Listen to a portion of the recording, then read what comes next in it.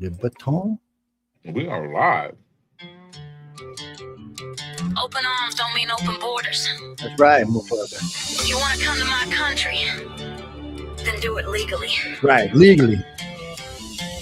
You call it hustle, I call it theft. Morals on zero, compass on left. You cheat every test, then brag you pass. Ink dries quick on a fail to last. Got a front door with a welcome mat, you see. Not a busted fence for a free-for-all spree. This house is built on rules, strong and tall. So don't come looking for a hole in the wall. This flag stands for something real and true, and that includes seeing the process through. This ain't about where you're from, it's what you do. It's the line, not the lineage. It's the law, not you. Get the fuck out or get in line. We're letting in rapists and forgiving crime. Cutting the fucking queue, who gets the burn? Legal migrants who waited their turn. Paperwork's heavy, but the honors are something. Roll same standard for all. You skip the queue and steal from the rest, from the nurse on a visa and the weather who tests. Border ain't hate, it's a promise we keep, so the welcome we give runs honest and deep. Bring your skills, bring your hope, bring your truth and your sweat, but don't bring a shortcut and call it a bet. This ain't about a race or the color of your skin. Apply legally and we will let you in. Get the fuck out or get in line. We're letting in rapists and forgiving crime. Cutting the fucking queue, who gets the burn? Legal migrants who waited their turn. Front door, full name, raise that right hand high. Back door, shortcuts, get a firm goodbye. Get in line, sign your name, do the time, pay the same. What's in your name? When that paperwork's raised, raise your hand, take the oath. Yeah, we're proud when you do. I'm not against immigrants, I'm against illegals, that's true. Get in line, sign your name, do the time, pay the same. This house holds many, just honor the frame. We got room for the dreamers who respect the rules. Come on through the front, we'll be waiting for you. Get the fuck out or get in line. I was waiting for it to scream, fuck the world. Yep, that's what I thought it was the end of it too. Cutting the fucking queue, who gets the burn? Porn's going to go out of business. Little boys will be looking at AI the rest of their lives. Welcome's a promise, and a promise has rules.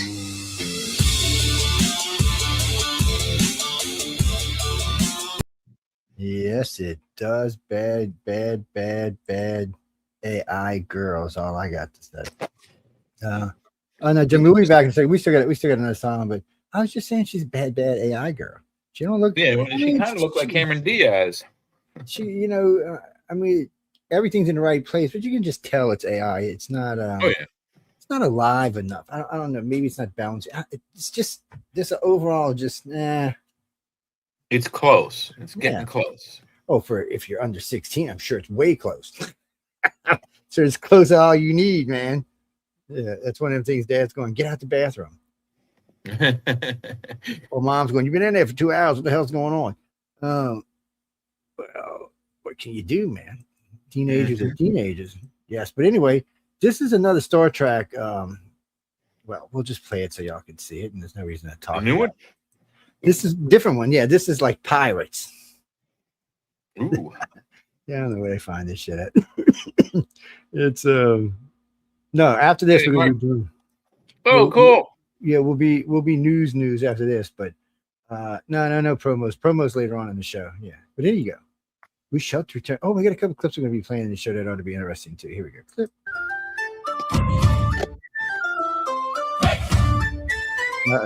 Make it ho ho right off the bat.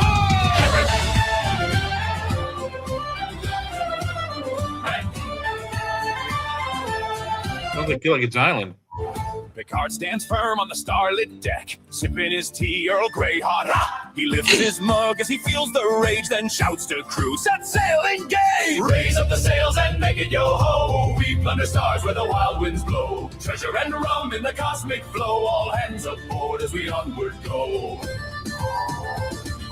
Riker leaps down with his leg up high, swinging through rigging across the sky. Flirts with a mermaid of space below, then steals her pearls with a sly. Yo-ho! Raise up the sails and yo-ho! We plunder stars where the wild winds blow. Treasure and rum in the cosmic flow. All hands aboard as we onward go.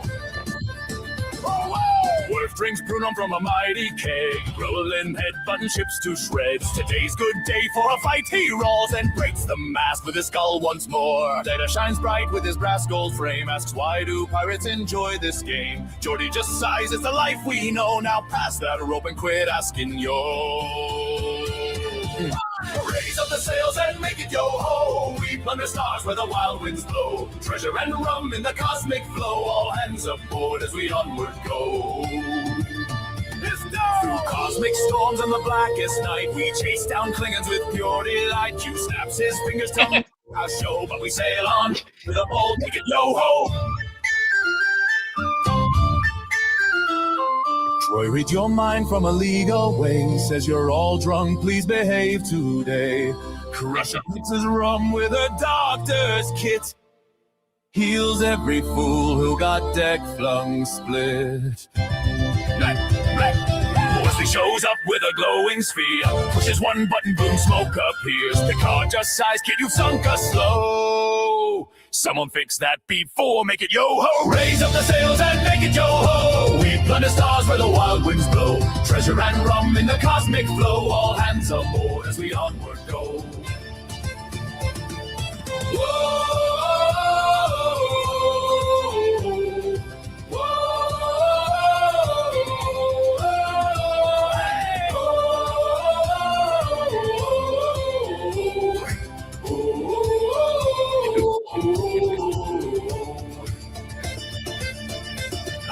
Raise up the sails and make it yo-ho! We plunder stars where the wild winds blow. Treasure and rum in the cosmic flow.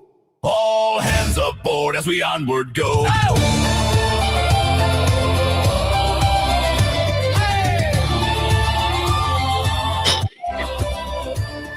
Picard lifts high as hot steaming pot.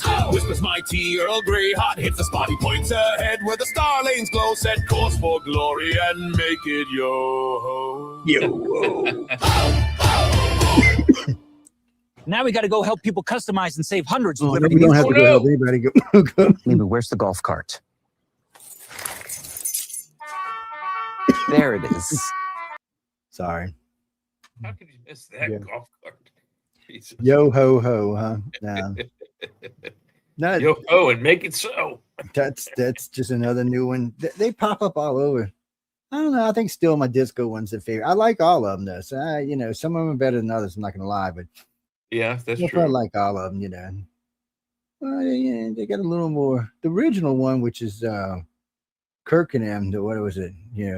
What's he about with his Star skunk? trucking or something like that. Yeah, Star Trek. And anyway, he gets drunk with his skunk. I don't know. We don't even, and it's not even a skunk. It's a badger or something. Yeah. Well, no, it's all CGI as far as I know. I mean, not CGI, AI. As far as I know, all of it's AI. CGI is all hat now. And I think in some of them they use like a human to overlay the AI. Yeah, Some well, of them, like you I think the probably one, the fuck the woke one. I think they use like actual girl to overlay. well, the AI. actually, she's a I can't remember her name now, but she's actually a singer, and so I think it's both. I think it's kind of squeezed together. Well, her skin's too perfect for mid 30-year-old woman and alcohol and drugs out on the rock and roll trail.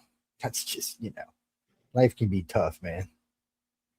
We got all kind of new banners these days, Christopher. Yeah, we create them. We're creating so many we have to delete them. Matter of fact, Michelle got on my ass about it the other day about I need to delete some of them banners so some other people could have some banners. We're like, no,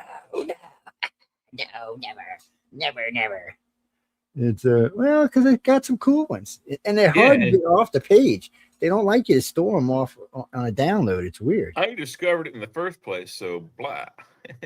Yeah, But so what? I mean, you make one and you destroy it for the next time you make a new one. I don't see any problem. Well, this one, the one you see behind Jay and I right now is just a newsstand with news on the flip side on it. Yeah, I mean it's cool. I got one that's got Jay and I as youngsters with hair and stuff. Yes. Yeah. I want to see it. Yeah, so Let's see if we. Why this don't is we back in the day. showcase? Where's it at? Is this it? No, that's it. Where the hell did it go? Oh, you put it. That's the jukebox one. Oh no, where's it at? There. Oh, there it is. Yeah, Whoa, there we see, there it is. Here we are. Yeah. You know, that's Jay on the left. That's me on the right because I'm big and fatter than he is. I used to not sport beard and mustache, but now I have for the longest time. But No, no, man, that's us. That's just like 30 years ago. If you believe that, I got some land down here that ain't never. oh yeah, I got a beachfront property on Mars. I'm willing to get rid of cheap. Oh, you seen that show with I was on Ethereal the other day? She's another Pittsburghian. Yes, she's from Pittsburgh. Yeah, she lives in Pittsburgh. Who? Is it Carolyn? Carolyn? Oh, Carolyn. Yeah, okay. I thought Carolyn was in Canada. No, there's another. There's two of them or three of them. Look, so she's on Ethereal. So the host on Ethereal, she's from Pittsburgh. I think CL's up there too, isn't she? CL's a little strange, you know. But she's in the Pittsburgh area, I do believe. I think the ghosty slapped CL around one night and she's just been bug-eyed since. No, I'm just kidding. Here, she might be listening in. Actually, I really like CL as a host. She's just something about I just like. That she's quiet, which means you got to be watching her, you know, because the quiet ones are the dangerous ones. And she keeps Sean Kelly in check too. So. Yeah, she keeps old bastard in line. Like, hey, straighten up, boy, or else. I think she'd slap him his ass around. He wouldn't know got hold. I sent him a link for tonight, but he said he's tired, so he's not going to be in. Oh no, I know he gets up early on Fridays. Well, no, he's a butcher by trade. So he's up at like crack of fucking dawn. Yeah, he's up at 4 a.m. and he's there by 5. Yeah, I'm going to bed at 4 a.m. He's going to work at 4 a.m. Yeah, me too. I'm going to work at 4:30, 5 o'clock in the morning. Yeah, man. So fuck with that crap. Yeah, it's even though I've been bored, so I might. I've been thinking about maybe doing something part time, 20 hours a week or something, just to. When I sit in front. Be a Home Depot greeter. Oh no, because I'd be like, don't come in this. Oh no, I like Home Depot. Never. It's the other one I don't like, Lowe's. Yeah, them cocksucking Lowe's hoes. The boys, there's one thing the boys used to say every time we'd walk in Lowe's. Lowe's got hose. Yeah. Like, stop that. No, Lowe's is one of them stores. So one of my partners way back in the day, every time he'd walk in Lowe's, he'd have to steal something. Oh no, I mean, but it's like a tape measure or it's just something, something you can pocket easy. or you clip on the side or a different thing. We got him one of those whatchamacallit digital thermometers and it just and then one day he got mad at me because I'm at the place and the lady I had just bought a mini wet saw for doing like bathrooms and stuff, small areas, and she didn't charge me for it. And it was like $240. So I went back in, I was gonna pay her, and he's like, "What are you doing, man? Joe, you got it for free, leave." I'm like, man, I come because I'm in that store like 5 times a day, 6 days a week. Right. But still, when I went back in, she was like, "Oh, are you sure?" No, don't worry about it. So I kept it. I got one of the best pair of binoculars in a Walmart at like 2:30 in the morning in Mississippi. So, man, I had a pair and somehow I cracked the lens on it. And we were going on an investigation. I really needed a good pair. So I wanted a good pair of Bausch and Lumbs. And they're back then, they were like $450, $470, like $1,200. So I'm kind of like, well, I'm going to spend that. And then they had this cheap pair for $39.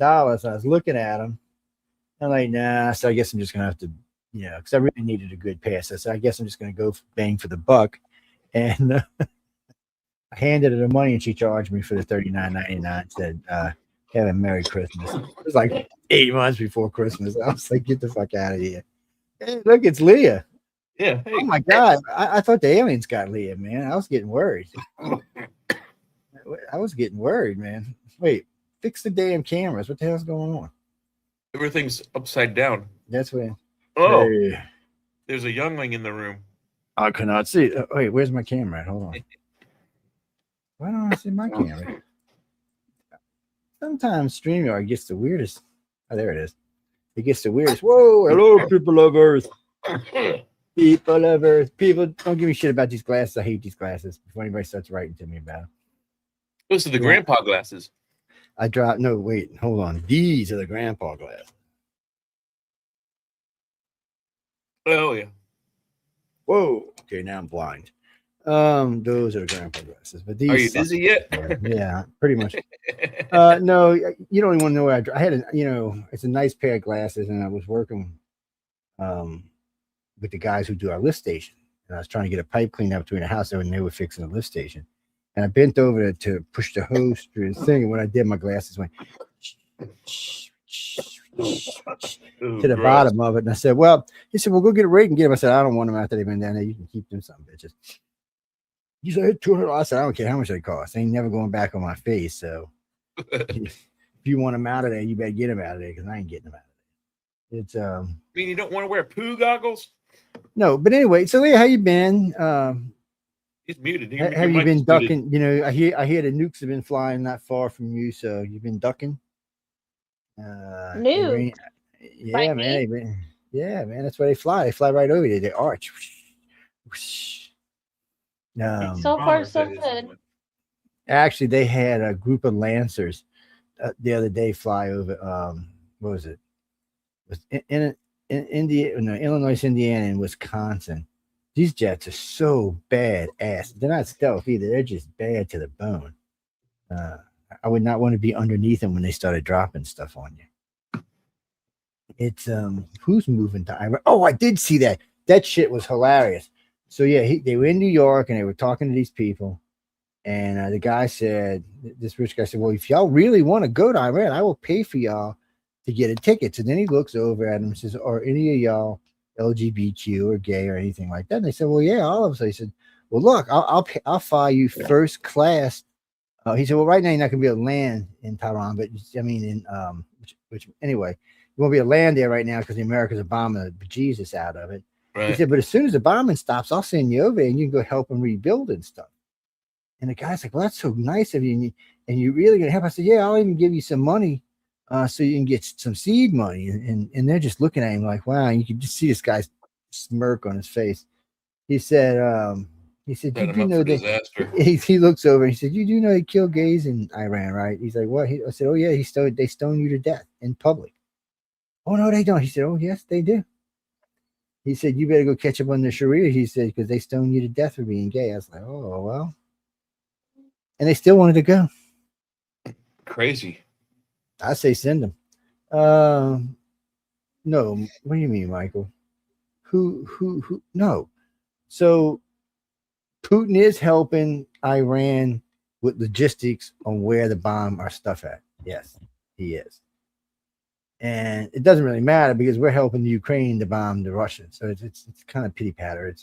No, there's also the Ukrainians. Ukrainians are sending advisors to the Middle East to help us against the drones. Oh God. Yeah. You didn't hear about that? Oh my let's God, get more idiots in. Let's get more idiots involved. That could their involvement could help spark off. I wasn't worried about this sparking off World War III until I heard that this afternoon, that Ukraine was getting involved.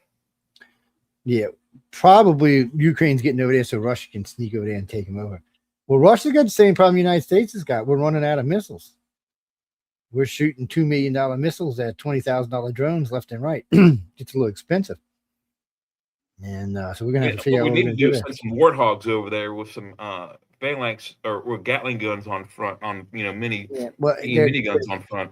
Well, they're talking about pulling weapons out of the Pacific Pac, but somewhere along the line, they got to start replenishing this. I mean, these are interceptors. We need all the interceptors we can have. And, Well, fortunately, I think Trump was thinking ahead. I think he already had this planned.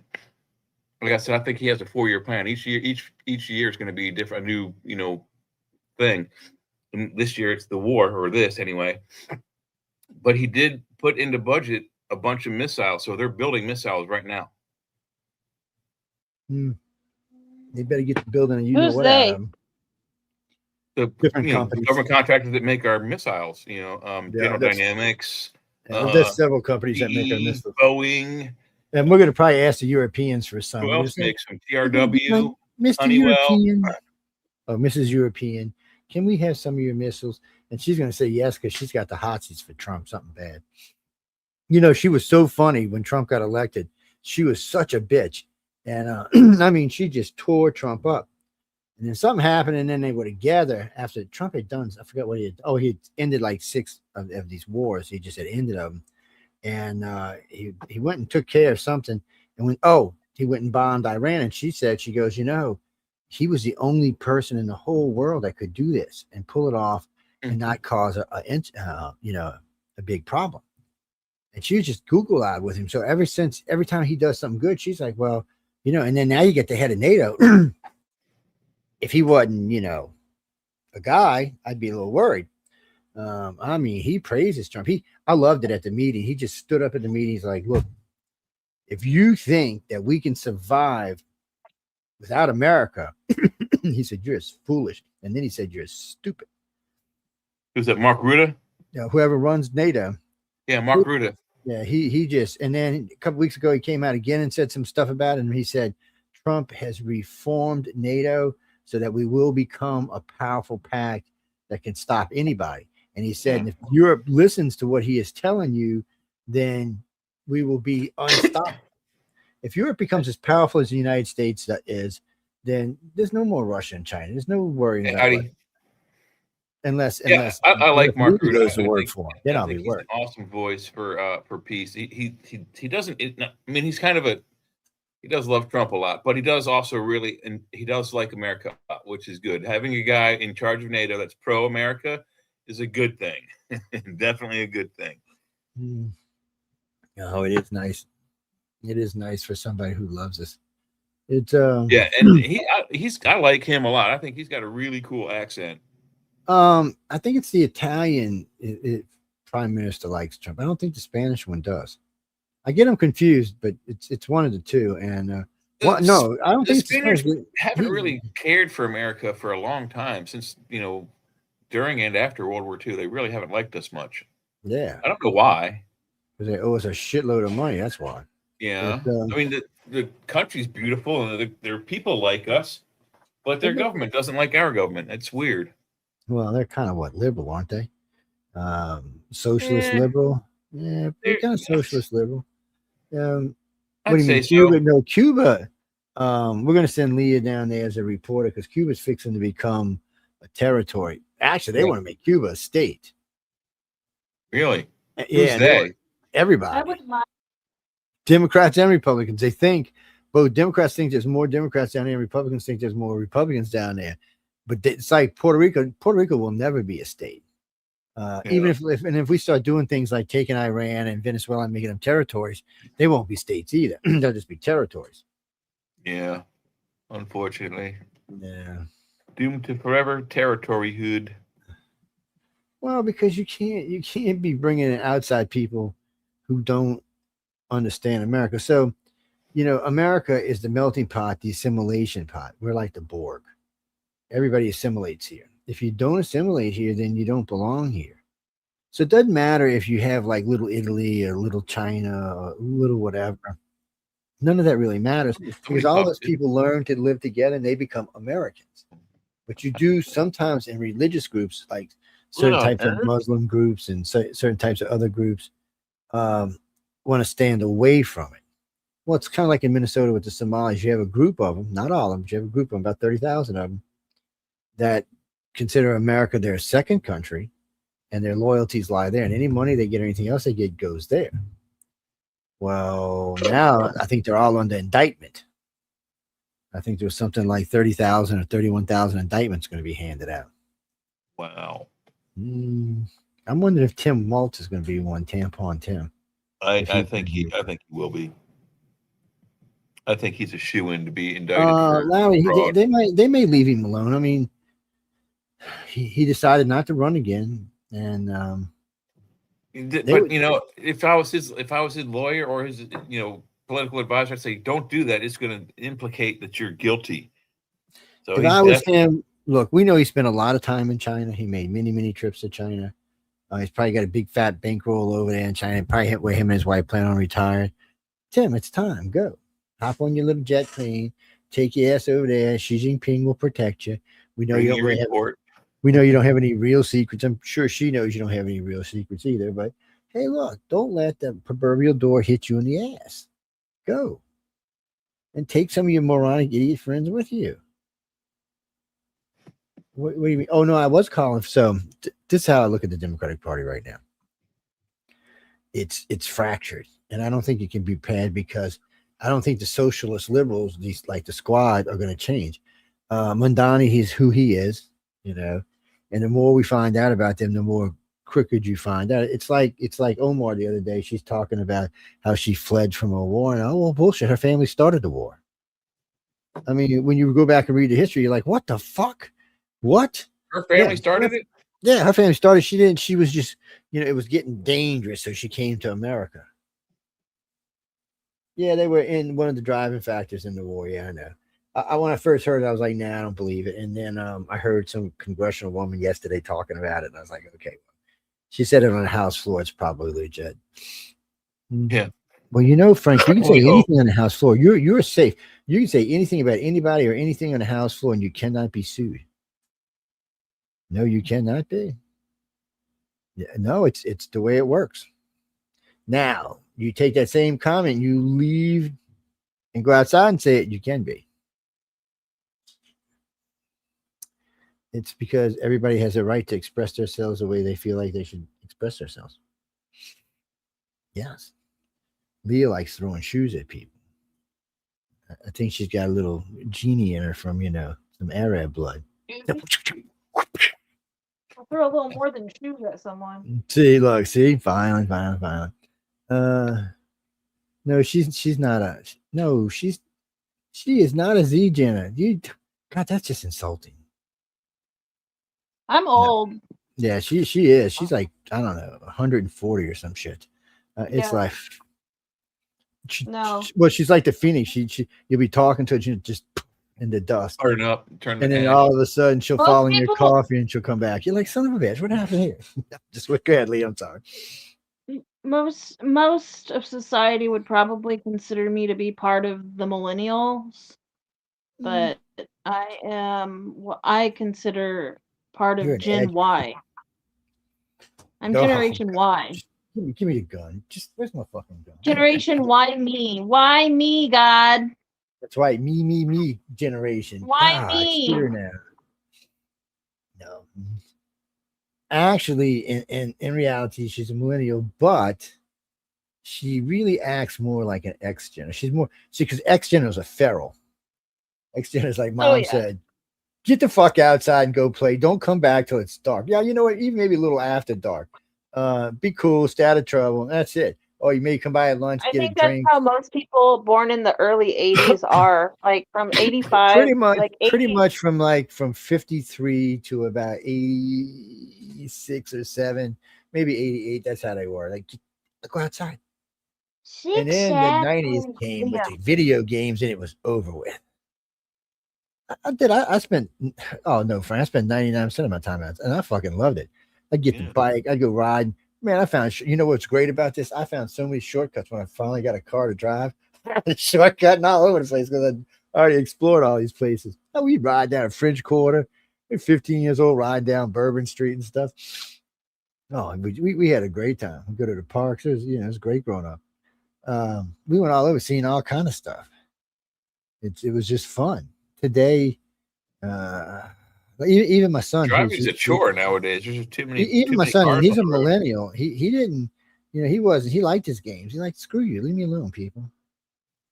And he's married with 11 kids now, so he ain't doing nothing but staying at home. What do you mean 11 kids? 11 kids, man. 1 year apart. How? Poor lady. Yeah, that's what I said. Dude, was he Catholic? Well, no, he got 3 stepkids. 2 says 14 total. Oh, that's Mormon. That's Mormon if they have 14. Yeah, I told him he was no longer allowed at my house. Yeah, period. Yeah, keep the herd away from my house. You probably got a holiday or a birthday to celebrate every single month. You're single-handedly You're single-handedly holding up the American economy with all of your family's birthdays. I told him stop having kids. There's not going to be no inheritance left. Imagine if they were all born in the same month, though. Well, it's kind of odd. All the guys, and going back for like 1,100 years, all of us are born in January. All of us. All of us are Aquarians. We're all born in January. It's freaky weird. And half of us are named Joseph. It's even more than half, actually. What's the other half? Josephina? It might be. You never know. It's one of those girls too. It's just a weird. Oh well, we found it by accident. We were doing our DNA, doing searching our ancestry. Well, because this is touch how strange the universe is. So both Lynn and I have royalty, pretty serious royalty in our lineage, but on the other side, she has Sicilians, which is pretty much the Sicilian mob, and I was kind of like wherever the crazy berserkers or Vikings. So apparently we had a dark side. It was kind of saying, you never know which side you come from. Which one is what is the one inside of you driving you? Is it the one that thinks they're royalty? Is the one that's going to kick you in and take your woman and go? I found out that I traced my genealogy so far back. Like I traced it to Roman Emperor Constantine. Is a great grandpa or something like that. Like however many greats it takes to get back to like more than BC years. That's thousands of years ago. He's probably related to about 10% of the planet. Genghis Khan's probably related to about 15%, maybe 20. But even he's not related like that guy who was going around with the 1,000 children. I mean, I was thinking, Jesus, dude, calm down. No, and what do you mean? No, Mark. What do you guys think about what do you guys think of the conspiracy that Jeffrey Epstein was using genealogy or gene modification technology to put his DNA in the COVID jabs? You never know what Epstein was he up was to. Dead before COVID, so I posted it. Yeah, he was 2019. Like he had an obsession with. He had an obsession with, like, trying to create a superior race of beings that were like he was like the patriarch. He's what we lost here for a second. I don't know. There's a conspiracy going around. 2017, there's a conspiracy. Right? There's a conspiracy going around that he figured like he was in cahoots with specific world leaders that had control of the manufacturing of the mRNA or whatever. No doubt that he no doubt he had. There's like parts of his DNA in it. No, I don't think he had friends quite that high up, but well, did Fauci ever get to the island? Dude, of course. Okay, so check this out. Of course he had ties that high up because Ghislaine Maxwell, guess who her sister's married to? I have no idea. Fauci. Fauci's wife is Ghislaine Maxwell's sister. I don't think you had to worry about that. I think she blue-jayed herself all the way up to where she needed to be. Guys liked her for some reason. Ghislaine Maxwell? Yeah, she's kind of. Clinton said when she was young, she was very sexy. What's his name? Dershowitz, who said he never even said anything, said when he first met her, she stood out as a very handsome woman amongst other women. But I don't think she's attractive looking at all. Well, I don't either because it's not my type of woman. I'd be like, bitch, first you got to grow some hair. Secondly, you kind of look funky and skanky looking. It's kind of stretched out. And anyway. No, Jack. First time I would have seen her, my arms would have just went wing, wing, wing, wing, wing. What is wrong with this bitch? I don't know what you want to call it. There's all these ties. there's all these ties. Like I just watched a hearing, like a Congress hearing with what was his name? Something White House, like Senator. I don't remember his first Oh, I know who name. I you're think it was talking Scott. Scott Whitehouse, I think was his name, or something like that.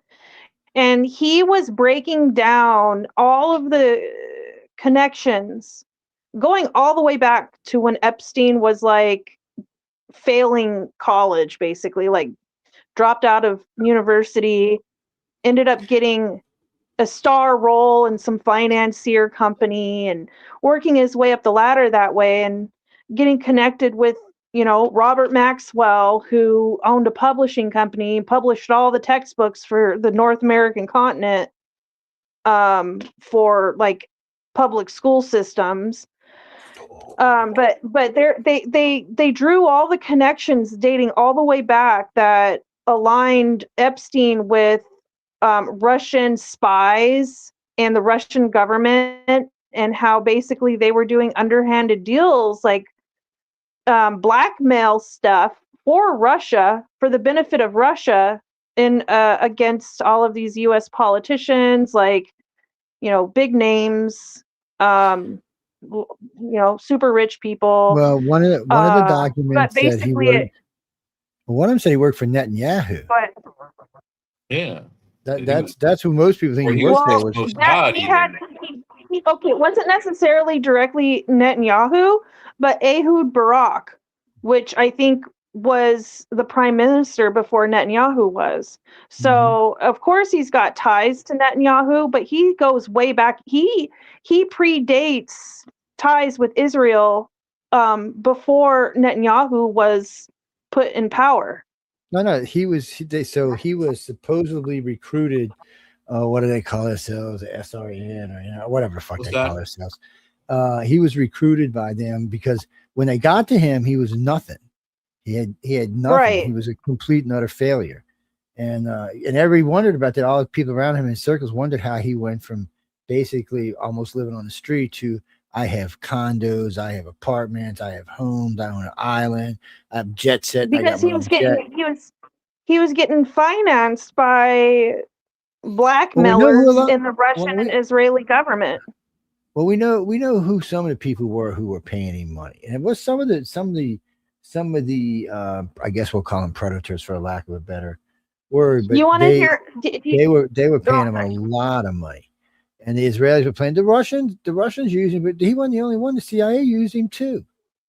So the problem here is he was, and what bothered me about all of this is he was a known asset, a known agent, but yet people still fucked with him. I mean, important people still fucked with him, because a lot of people wouldn't have known he was an agent, but he was, and I wouldn't even, you know, they always say double agent, he's a fucking triple agent, and they've been burying, their own wrongdoings and their own, you know, like evil actions. Well, did you hear like what caused a rift between Epstein and Trump back in like the 90s?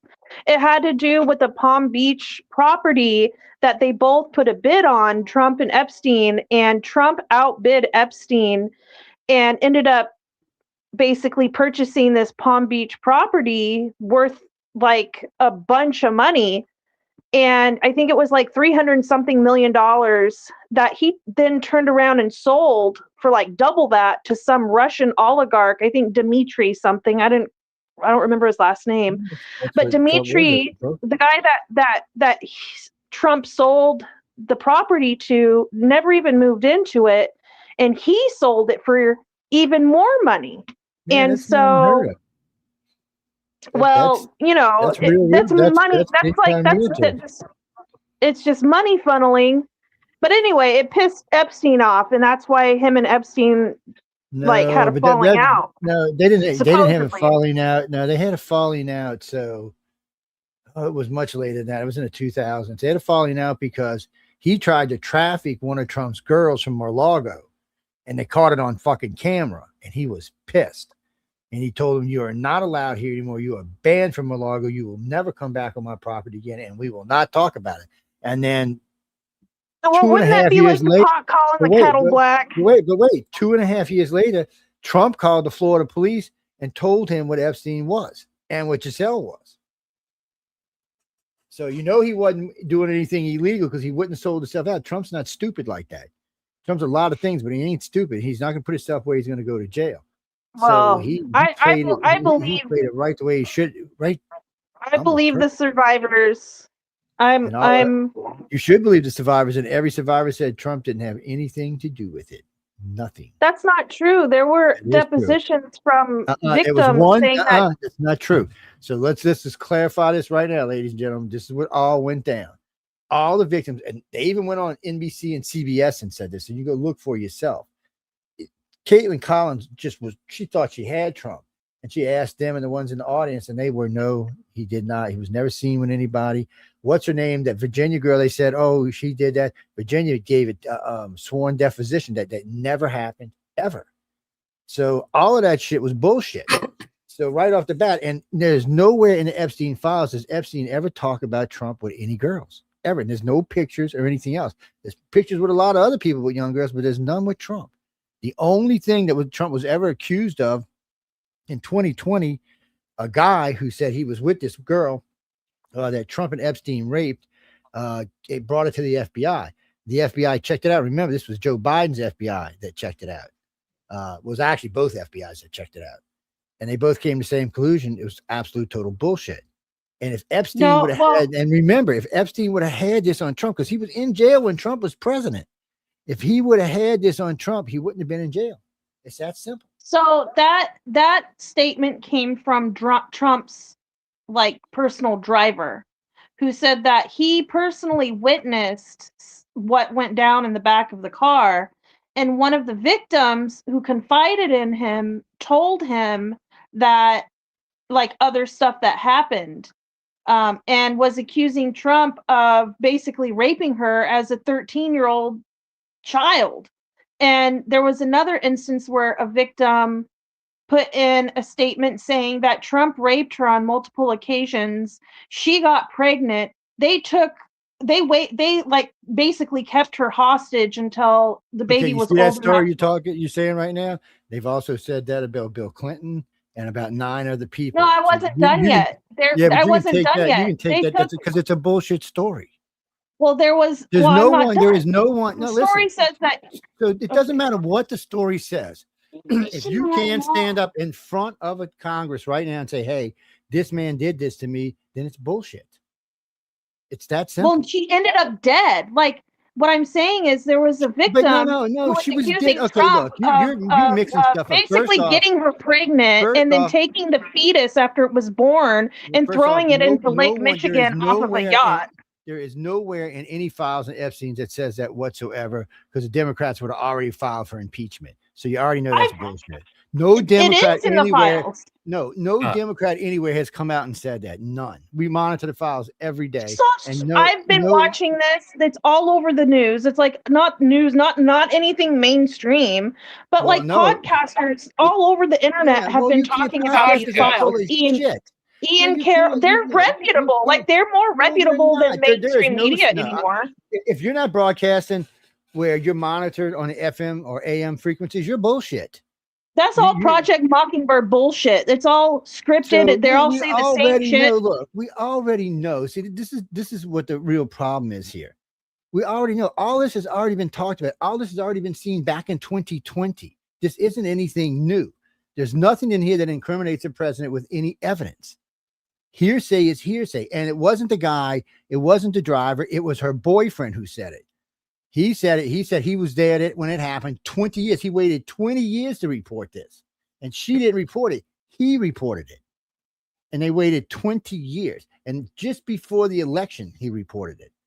Yeah, that's not going to fly in any court anywhere. So why do you think they're so? Okay, so what was with the deal with them being like, oh, we've got tens of thousands of files that are sitting on my desk, waiting for me to, release them to the public. They put out right now. And then all of a sudden they're like, oh, there are no files. The files were a Democratic hoax. Everything the files don't exist. And they stuck with that for a while, which was a fraction of the total files. Okay, Like that's they not true. completely. So that's 3 There's million. still like 3 million files left to release. Yeah, but they're not Epstein's. They're Gazelle's. They have nothing to do with Epstein. These are her files. Yeah, you can't use the same order you use for his files to her get 3 her million files. files are sealed. There's not 7 million files on Epstein. I don't even know why people even think that. The government would even done that. It'd have been delete. And I don't know why they're giving Ghislaine Maxwell special treatment, like sending her to a minimum security prison and giving her a puppy, like because she's giving information. She's pleading the fifth.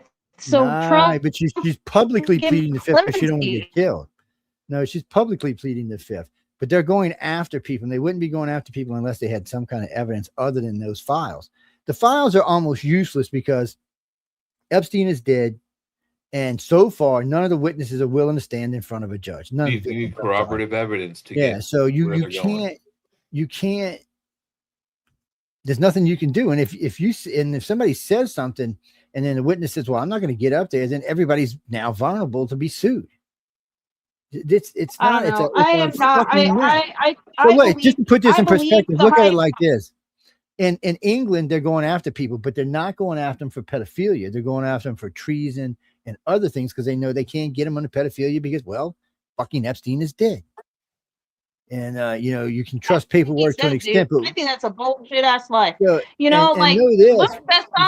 Besson, the fashion mogul from the 80s and 90s, who was gallivanting around the globe with underage models and divvying them out to all his millionaire friends. Luc whoever Besson, he worked for, he ended up dying in prison, hung. They found him hung from his in his jail cell. If they were to find Epstein hung with hung like that's how he died, then we'd all be like, okay, Epstein's dead. But for years now, there's been an ongoing just knowing that Epstein didn't kill himself. Like he is, I don't believe he's dead. I think Hillary put a hit on him, made sure he's fucking dead. Hillary isn't. First off, Hillary is not letting Epstein out. If you honestly think that Hillary Clinton is going to let Epstein anywhere in public where she could do damage, he could do damage to her or her husband, you're fucking crazy. That's why they call it Hillary. It wouldn't even be her first time. She's been investigated for over 90 fucking people's deaths. She would kill him. She's not going to put up with it, and she had access to him. Not just him. Luc Besson is a. He had too many enemies. Film director. Technically, he said this himself, by the way, while he was in jail. Jail was probably the safest place for him, which of course it wasn't. But there was a French fashion designer that had ties with Victoria's Secret, and I don't remember his name, but he died in prison. He was found hung. There was. Whoops. Hello. With Epstein, there was they were manipulating the video footage. There was whole chunks of the video evidence missing from the cell block. That's enough time to sneak somebody around the corner. There's plenty of time to sneak somebody in the corner. And Trump was president when this happened. It was on his watch. It was the end of his watch, but it was on his watch. Right. How convenient. Let my buddy in chief, I got all the dibs. I've got all the news on him. It's not really who Trump's style. Trump tends to like to humiliate people. That's why he turned Epstein in, because he knew he'd I think Trump is the kind of person that would throw a newborn fetus off of a yacht in Lake Michigan to try and cover his tracks. Have you ever seen him with his grandkids? You're nuts. He is not like that. Look, first off, he's planning on making one of his granddaughters president one day, but that's not how he is. You can tell. Look at the kids around him. Look at the kids in his family. They love him. They're all jumping on him, hollering. That's not any guy who sit there and let 5, 6, 7, 8 kids pile on, knock him over. That's not the kind of person that's going to do that. That's not who he is. He is truly the guy who wants to change our country, and he has been doing. He's dragging out. He drug out the Kennedy files. He's dragging out the UFO files. He's dragging out the Epstein files. Because let's not forget, Joe Biden had these files for 4 years and didn't do shit with them. So in the end, Trump's the one who brought them out. naming it or not. He brought him out.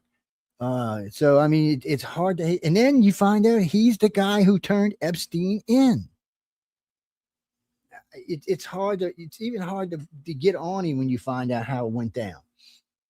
You know, I mean, he's definitely took himself and stood himself apart from all the rest of the Democrats in this country and Republicans for that matter. He wants to leave a legacy. He's kind of like, he's already done it. Yeah, he has, but he wants to leave a bigger legacy. No, yeah, like bombing like 10 countries already this year. Oh, get the hell out of here! First, we don't even talk about that. He's bombed Iran, and he didn't really bomb anything other than that. He went over and took the guy out of Venezuela. They didn't really do any harm there. They used a whatchamacallit weapon. It interferes with your eyes and your ears and all. What the hell they call it? Ultra. Yeah, ultra. High. It's a high ultra frequency weapon. But that's what they used. They didn't even bomb them. They see that. Some ordinance was expended. Now we are bombing the shit out of them boats that are carrying fentanyl all over the place. I'm getting a kick out of watching that. When they went into the city after Maduro, some ordinance was expended. There's at least a couple explosions on the city that came from the air, from our fire. I'm glad they blew something up. It's but in the end, that's the only thing he's done. Shoot some stuff down. So let's talk about Uncle Obama. Obama was in 8 countries, 260,000 dead, most of them men, women, and children. Yeah. Let me go let this bleeding kitty at Ken. It's what Kirby Obama started 7 different wars. He bombed Syria into the fucking Stone Age. Oh yes, he bombed him into the Stone Age. But it was worse than that because Obama was just launching drone attacks every day. And the bad part is, and they've already proved this, and the majority of people he killed were women and children. All I have to say about what's going on right now in Iran, like, I don't disagree with the fact that they definitely were like in the wrong. Like, Iran is out there killing innocent civilians on the streets. Before the supreme leader or whatever was taken out, he was on film, like on video, talking about how even if you're out there in the streets, like helping the protesters, like providing them with water or aid, you're going to get shot down dead. And yes, I mean, it's like the amount of people that had been mercilessly killed in Iran in such a short amount of time, I think was enough justification to do what has been done to them recently. Well, they're saying 30,000 were killed when they went out in the street when Trump went and blew up the nuclear stuff. They're saying roughly about 30,000 killed. Well, I don't know who's giving us those numbers because Iran's going to blow up the numbers. It's like Iran said we killed 150 children when we blew up the school. We did kill children in school, but it was about 70, I think it was, what the actual amount was. But that's because they were hiding weapons in the building. And we don't know what's in the building. So, and Iran's famous for not just them, do you know almost every Muslim fighter out there will use children as a place to hide behind, or hospitals or schools. Or an old person or a woman. Yeah, it's the most cowardly group of people I've ever seen. Americans wouldn't do that. They would just shoot you out of it and be done with it. But I disagree with what a lot of people say. Oh, it's justified. It's justified. Yeah, I mean, but it's overdue. It's past due. I've been saying, bomb the shit out of them since the 80s when this first happened. Because I was a kid, but I still was aware of this event. 79 through 444 days of Carter's administration, and then. I was of the thinking back then, either go in there now, and Carter tried, but his generals, they used the wrong equipment. We should have, with UN forces and our friends, our allies backing us, we should have all Polish firing squad at Iran back then. Yeah, we wouldn't be in this situation right now. Iran would be a friendly, peaceful, productive country. Kennedy argued with this Democratic senator, and I posted on her page. And like, look, you're saying we needed more peace. I said, we've been talking peace for 40 years. What has this got us? They've almost got a nuke. That's what it's got us. And the same thing with the Brits. She was going on and on. I said, look, you're full of shit. I said, we've been talking to Iran for 47 years. I mean, it's time. And every president since Kennedy said we needed to do something about him, or actually since after Kennedy said we needed to do something about it, and nobody did. But then Trump went and did it. And not just didn't start a big war, didn't even drag our allies into it. Told our allies, why don't you sit at home and take care of your own self? Reagan should have bombed the snot out of him the day he got our hostages back. As soon as their feet struck American soil, bam, he should have dropped bombs on them. Made them. What do they call them? Go ahead. I'm sorry, Leah. Go ahead. Before I go, I have to go to sleep. Liam's getting fussy over here. But what do you guys what do you guys feel about this whole other conspiracy that this is all the plan the whole while to bring about Armageddon? Like this is like biblical prophecy, and you know they're basically trying to bring about Armageddon, like the biblical like Armageddon. Well, they're doing a piss poor job of it. Is all I can say. Yeah, that sounds bullhunkery. They're doing a crap job of it. So when you think about Armageddon, the only fanatics, But this is my question when it comes to Armageddon. You know, it's like when people say we need to get rid of half the population or more, and because of the rich people. Well, the rich people need the 8 billion. They need their servants and their slaves and everything else that they need, because they need a lot. You know, one billionaire takes a lot of people to take care of them. Probably 500,000 or so. So anyway, if you kill off 4 billion people, you're going to have a fundamental issue right there. Who's going to fly the planes? Who's going to work the boats? And I mean, how are you going to judge who you're going to kill off? Because a lot of these people are going to be needed for different things. Yeah, and we're already lacking in traditional, like the arts, like the building arts and the electrical arts and the industrial arts. Yeah, but there's even a worse. There's even a worse. But there's even a worse problem.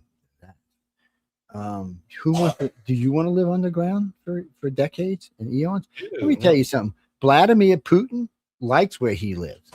He don't want to live underground. You think Xi Jinping wants to live in a world full of radiation? You think actually Putin or Trump or any, for that matter, even the radical leaders, except for maybe the Ayatollah, do they want to live in a world full of radiation? No, the fuck they don't.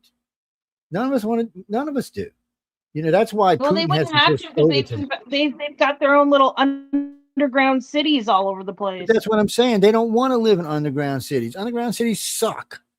Who wants to live in? That's what I was just saying. Who wants to live in an underground city? I'm sure they're really nice and fancy and everything these days. Probably got artificial sunlight, all kind of wonderful thing, and those fake windows that all have plants and all, and stuff out you can see outside with and shit. AI probably these days, but it's not real. It's not the same thing as picking a flower, smelling the grass, walking the rain, sitting and watching a thunderstorm. It's not the same thing. And all these guys we're talking about are old. They're used to this. They're set in their ways. They don't want to see this happen. They all want to win, all of them. But in reality, they all know they can't. Without ending the world, they can't.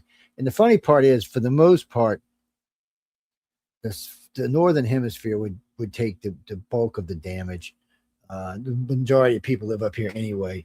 About 5 or 6 billion of us living up here. So really, you wipe out the northern hemisphere, the southern hemisphere could make it, and then more people would grow, and eventually the northern hemisphere would heal itself, and you'd have a planet. But nobody wants that. Look, you can go. So there's other things now. You can go to Mars. So as an old person, if you go to Mars, so you move to Mars, right? Mars has got problems. It's got high pressure, crush you to death, low gravity, but it's good for old people. Good on the bones. First day you get there, your arthritis just goes away. You're like, what? Well, I would say probably it takes a couple of days, maybe a week or more. Well, no, what the doctor said is you'll still have artificial pain because your body will still be sending signals, but the actual pain will actually not be there. He said, because the very first day, because it's only 1/6, he said you'll get a gap about like this between your cords. He said, pain will relieve, yeah.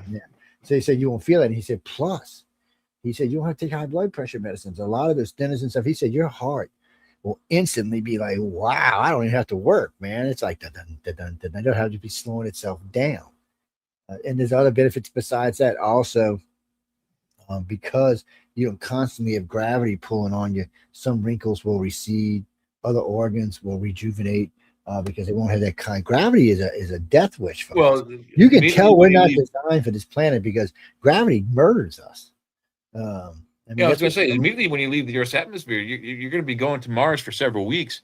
You're going to have the gaps in your bones like within minutes of leaving Earth's gravity. And then once you get beyond the moon, you're going to grow probably 3 inches. Another means you're going to grow at least 2 inches once you leave the atmosphere. Yeah. But then you may grow another inch or so once you leave, the atmosphere, the gravity atmosphere of the Earth and the moon combined. And you get into that little space in between where the gravity's a little weaker, you may grow another inch. And then by the time you've gotten to Mars, it's going to be a few weeks. Your arthritis will be gone. You won't have arthritis before you get there because you won't have the strain and stress of Earth's gravity on you.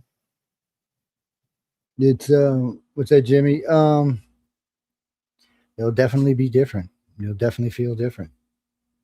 Well, for young people, probably look at least 20 years younger, I would think. For young people, no, they need to stay here on Earth. I mean, it's not really good for people. You'll get bone degradation. That's why on long missions in space, they make you get on the different things, the treadmills and stuff, and they tie you down so you have to force to use your muscles because you'll get muscle atrophy. Matter of fact, just retiring gave me muscle atrophy because I'm not walking up and down stairs all day long like I used to, checking properties and stuff. So my legs aren't getting a constant exercise. Yes, I've had to go back to walking just to make them, act normal. They're like, what the hell is this, man? Did we like completely retire? What the hell? How long do I think the war in Iran is going to last? Well, I got an update for you in that respect. Let me find it. Where did I close it already? Damn it! I think I did. No, here we go. Live updates. This is from CNN, though. It says that Trump says now at this point, and this came out 21 minutes ago, no deal with Iran until unconditional surrender. So he was still spouting, if you give up now and drop your arms now, we'll give you immunity, and you can live. But if not, it's certain death. So now it's unconditional surrender, 100%. Well, I think that has to do with the guard, their whatever, their special guard. They're not giving up, so somebody's still in charge. Yeah. Yeah. Well, they got together and said they're going to start running things and picking targets and stuff like that. So I think that's going to be part of the problem right there. And no, Jimmy. Well, whatever they call their guard, they don't want to give up. What do they have left? Are they going to go to prison? Most of them should be trying to figure out how to get their way out of Iran. Well, he was offering immunity. They weren't going to go to prison for any of what they did, as long as they put down their arms. But now they're. But I think it shows that there's still a bit of strength still in their government. Whatever's left. We've killed over 50 of their strong leadership. We've killed most of the successors to the Ayatollah. Whoa. We've killed the Ayatollah's kid. So I think what's going to happen is most of the militant groups are going to get destroyed. They were just going to swath through them. Well, I mean, we're hearing about Hezbollah and all of them, and they're trying to get involved in the Houthis. We got to get those guys too, yeah. And then Israelis on the front with most of that. I don't think they've attacked Hezbollah yet, but they've been steadily bombing Beirut in Lebanon. Well, no, I mean the terrorist groups came out and started bombing people who were bombing Iran. Oh, yeah, that's it, because Iran's the one who sponsors them. Right. So so they're out there doing that, and then it's like the Strait of Hormuz. They want to try to take it, but then Trump put a big dent in their plan when he went and blew up their boat factory and their boats. Well, like 30 plus boats are at the bottom of the Persian Gulf right now. Yeah, but they said he had 100, so they're not seeing any. So they must have got more than that. Well, I'll bet you the other what's left, 70 are probably back at port, or they're outside the Persian Gulf, away from any other navy. Nah, if they I didn't realize this. So our way we do things now is so much more advanced than it was even in our when we were in Iraq. So I noticed something. when we sunk the ship coming, it was coming back from a thing in India, right? We seen it in India on the other side the world. We knew where it was. Yeah. And we waited for it to come to where it was, and then we sank it. And it wasn't in the combat zone, yeah. We could have sank it over there, but we didn't want to fly a cruise missile over like 3 countries. Well, plus international waters, we probably might have gotten a little bit of flack for that. You wait till it's in the combat zone, and boom, later. But the other good news is also for the first time in nothing. What did they say? 78 years, 82 years. A submarine was sunk with a torpedo and they only used a Mark 48. The admiral said, "Oh, why wouldn't they?" Well, they sunk that. They sunk what was it? Not a destroyer. It was a big ship, whatever it was. You see it when it hits it. It blows from like the center stack all the way to the back. Just that's what it does. It doesn't hit it. It must hit it behind the conning tower because it's the way that it's like blow. Anyway, it blows a whole back and freaking boat up with the engines. It's gone. I mean, it's just gone. Thank God that wasn't a nuclear powered boat. No, see, see, Iran had made their navy because they were going to fight us in a certain way. But then our Navy decided we weren't going to get close to them and let them fight the way they wanted to. We were just going to sit outside out of range and shoot tomahawks at them. I think I found it. I'll be right back. Okay. No, tomahawk missiles. Trump loves them freaking tomahawks. I mean, Bomber did too. I mean, they're a great missile. They can cruise about 50 feet off the ground. Oh, yeah. Cruising right along. Radar don't see them. Next thing you know, well, now they're building a hypersonic version of the cruise missile. Yeah. Well, we've got a couple of hypersonic missiles now, but I don't know. I don't find that impressive. Well, to be honest with you, when you talk about ballistic missiles, they're hypersonic. So when our missiles go into, when you shoot a ballistic missile coming to us, it's doing about Mach 25, Mach 27. As it's coming down, dropping its MERV. What do you mean? No, MERV is multiple warheads. That's what it means. So when you hear somebody talking about a MERV missile, it means it has more than one warhead. It could be anywhere from 5 to most I've ever heard is 25. Sometimes some of the ones on our subs carry up to 16.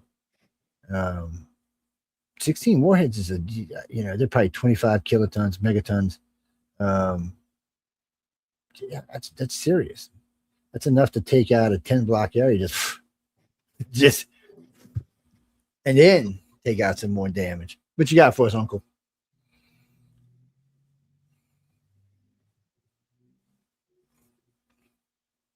There we are. Okay, this is the. Oh, there it is. Yeah, it didn't hit it amidships, unfortunately, but it still hit it. Yeah, right behind the tower. It looks like. No, it hit way aft. Watch the aft section. Boom! Oh, yeah, it did, man. I almost missed. Boom! Right in the screws. Hit it right in the screws. Fuck! It almost missed, man. Yeah, and look at it starting to lean back. It's like, we're going down. Maybe they were trying to. Oh shit! I hope they weren't trying to disable it. We'll just shoot the screws off and it'll be okay. No, man, you blew the whole back of the ship. They blew the whole back of the ship off of it. Oh shit! Unbelievable. Well, Denise, the ship can survive that as long as they get all their doors shut and there's no holes anywhere else. Yeah, it can't go anywhere. It'll just float. Yeah, if you saw the back half of that boat it looked like it had a helipad on it. That all went to the bottom. There was that ship's done. Well, they gave maneuver. It was kind of like they called it as close to an aircraft carrier as Iran could have. So originally it was a drone ship. It was what did they call it? They had a name for it. Drone carrier. No, they actually had a cool name for it. They were talking about it today. It just went right out of my head. But anyway, they had it, and then they decided to extend the deck so they could launch helicopters off it. So they can launch drones and helicopters off it. Of course, not now. They can't do anything with it because we sent it, adios amigos. And last I had heard, we had sunk 11 of their ships. Either sunk 11 or they were sitting in port smoking. Seriously sitting in port smoking. I don't know, Denise. Wait, what is this? Where'd this come from? Oh, wait, what is this? No, where we at? Hold on. Where is StreamYard? Oh, there we are. Drone carrier explosion. Whenever you're done with yours. Let's see. What is this? What is this? Where am I? Okay, get up there thing. I thought I put it up there and it wasn't up there. Oh, wait. Do the drone thing. Do that first. Do yours first. Okay. All right. So check this out. This is cool as shit. So first of all, before we go anywhere, this is the carrier. You see, it's a swoop front, like the old Russian Kirovs. I don't know why. Why would you need a swoop front for drones? But anyway, drones can take off vertically. Here we go. For some reason, we lose video just before the explosion, and then the douche. And that's on the deck. So that is probably mostly inoperable now. And it continued to burn for quite some time. I think it still was burning last time we checked. Yeah, it looks like it's pretty screwed. That one wasn't even a military ship. It was actually some type of a civilian ship that was converted. It's a whatever it is. It's a bastardized whatever. Oh, that was the guy shooting people. Well, no, Donnie. The reason why is because military ships have armored hulls. Because civilian ships don't. They just have regular hulls, steel hulls. You know, the worst thing they have to do is hit some waves, stay away from the icebergs and shit like that. But military ships have to take, hits from weapons of all sorts of kinds. Yeah. Well, World War II ships, some of them had plating. I mean, like this. You'd be one big, 20. Well, it's the equivalent of a vault door. Like, have you ever seen it? You ever go to a bank? This was ridiculous, man. Something that thick. So anywhere there was a magazine or around the engines, it was like 18 inches. It was insane. You know how these things had to weigh tons and tons. They were huge. Well, they had them huge guns on them. Well, most people don't realize when you see destroyers and battleships, those guns were mainly used for bombing the shit out of people on shore. They did use them to shoot at each other, but mainly they used them, because it's a no-win scenario. If you line up two destroyers and each one gets a couple of rounds off from all of 9 and 12 of its guns, you're going to both sink. Especially if you hit it or somewhere along the borderline, you're going to sink. And if you get a second volley, there's no doubt that you're going to sink. And the thing also with those guns is you want to hit on the broadsides, but luckily we had the guns on turrets. You want to be coming that way when you hit them, and that's hard to do with a boat that's 3,000 feet long. Yeah, so it's. Well, no, those guns were just designed to beat the living shit out of stuff. That's what they were designed for. They're designed just long range bombardment, 100%. Yeah, they can be up to 20 miles away. Just they're essentially they're launching a projectile about the size and weight of a Volkswagen Beetle. Yeah, and it just hit miles in the air. Some of them had explosive charges. Some didn't. Usually, a lot of times they were just a big hunk of steel. You gotta. I don't know if they had titanium. As a Volkswagen Beetle hit your building, it's going to knock it down. You don't need any extra explosives. It's going to bring it down. Oh no, we didn't have depleted uranium back then. No, sorry, dude. That's something we had back then. Korean Wars when that first is deployed. Yeah, we didn't have it back then. I don't think we should use it today because it's contaminated, but we still do. Those are not on tanks, though. I'll tell you that much. It'll burn a hole right through them. You mean on a ground war? Is that what you're talking about? So this is the thing with Iran. Iraq kicked the living shit out of Iran. I mean, they kicked the living shit out of them. Depleted their army, did all kind of stuff, and then we went in right behind them and kicked the living shit out of Iraq. I mean, we weren't even trying. I mean, they were surrendering. They weren't even, the war hardly even got started, and they were just surrendering. I was thinking about that earlier this week. That there are stories from the first Iraq, Desert Storm, where there are 2 or 3, just a few Americans outnumbered by 20, 30 Iraqi soldiers who show up, guns in the air, and surrendering. We love you, America. Feed us, please. Give us the food. Bad we blew the crap out of them. They wanted. Well, guys, don't forget, we sat there and meticulously bombed the living shit out of Baghdad and everything around it for 6 months. And then we rolled in, which we thought the ground war was going to take some time. And it was like they hit the desert. We took more damage from our own stupid selves than we did from them. And what's even worse than, just recently we lost some planes going over Kuwait. Well, Kuwait's a fucking ally. But Kuwait. they were F-16s and F-15s. But still, Kuwait's an ally. They shouldn't be shooting at our planes. They don't have. Clearly, they didn't get their recognition silhouettes in time. Look, Kuwait, who saved you from Iraq? We did. Well, that just made me think of something else. A lot of the new Russian fighters, a lot of the new Chinese fighters, kind of look like our fighters. Do you know why? Because ours are the best. Makes it harder for our ground troops, to identify the silhouette. Not in today's military, you don't. Well, today we all got this little thing clipped on us that goes beep beep beep beep beep beep beep beep beep beep beep beep. If it's not ours, yeah, they actually started deploying them around '98, and friendly fire is what they call them. It works.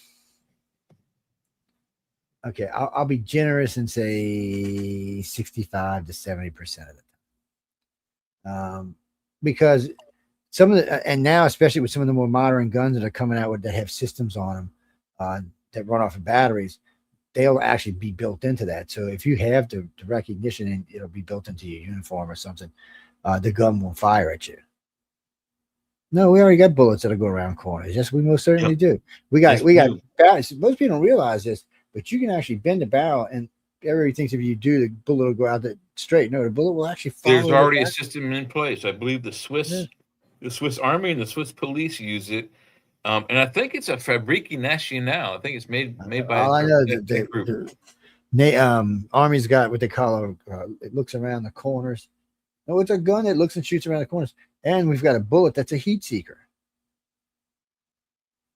Well, there's supposed to have another kind besides that. Our military is at least the ground troops are probably minimum generation 6 night vision scopes, which allows them to look through most concrete walls up to about a foot thick. They can see through most clothing, and they can see if you have a gun, and they can see where your heart and your brain are. So they can shoot you through the wall, into the brain immediately through a wall. So ground cover is effectively eliminated. In our F-22, the canopy can be turned. You've seen those things on the Mission Impossible where the glass turns foggy. You can't see what's inside the room. Well, their canopy can do that. It can be clear. It can be fogged out. It can be smoked out, like black, so that it blocks out the sun.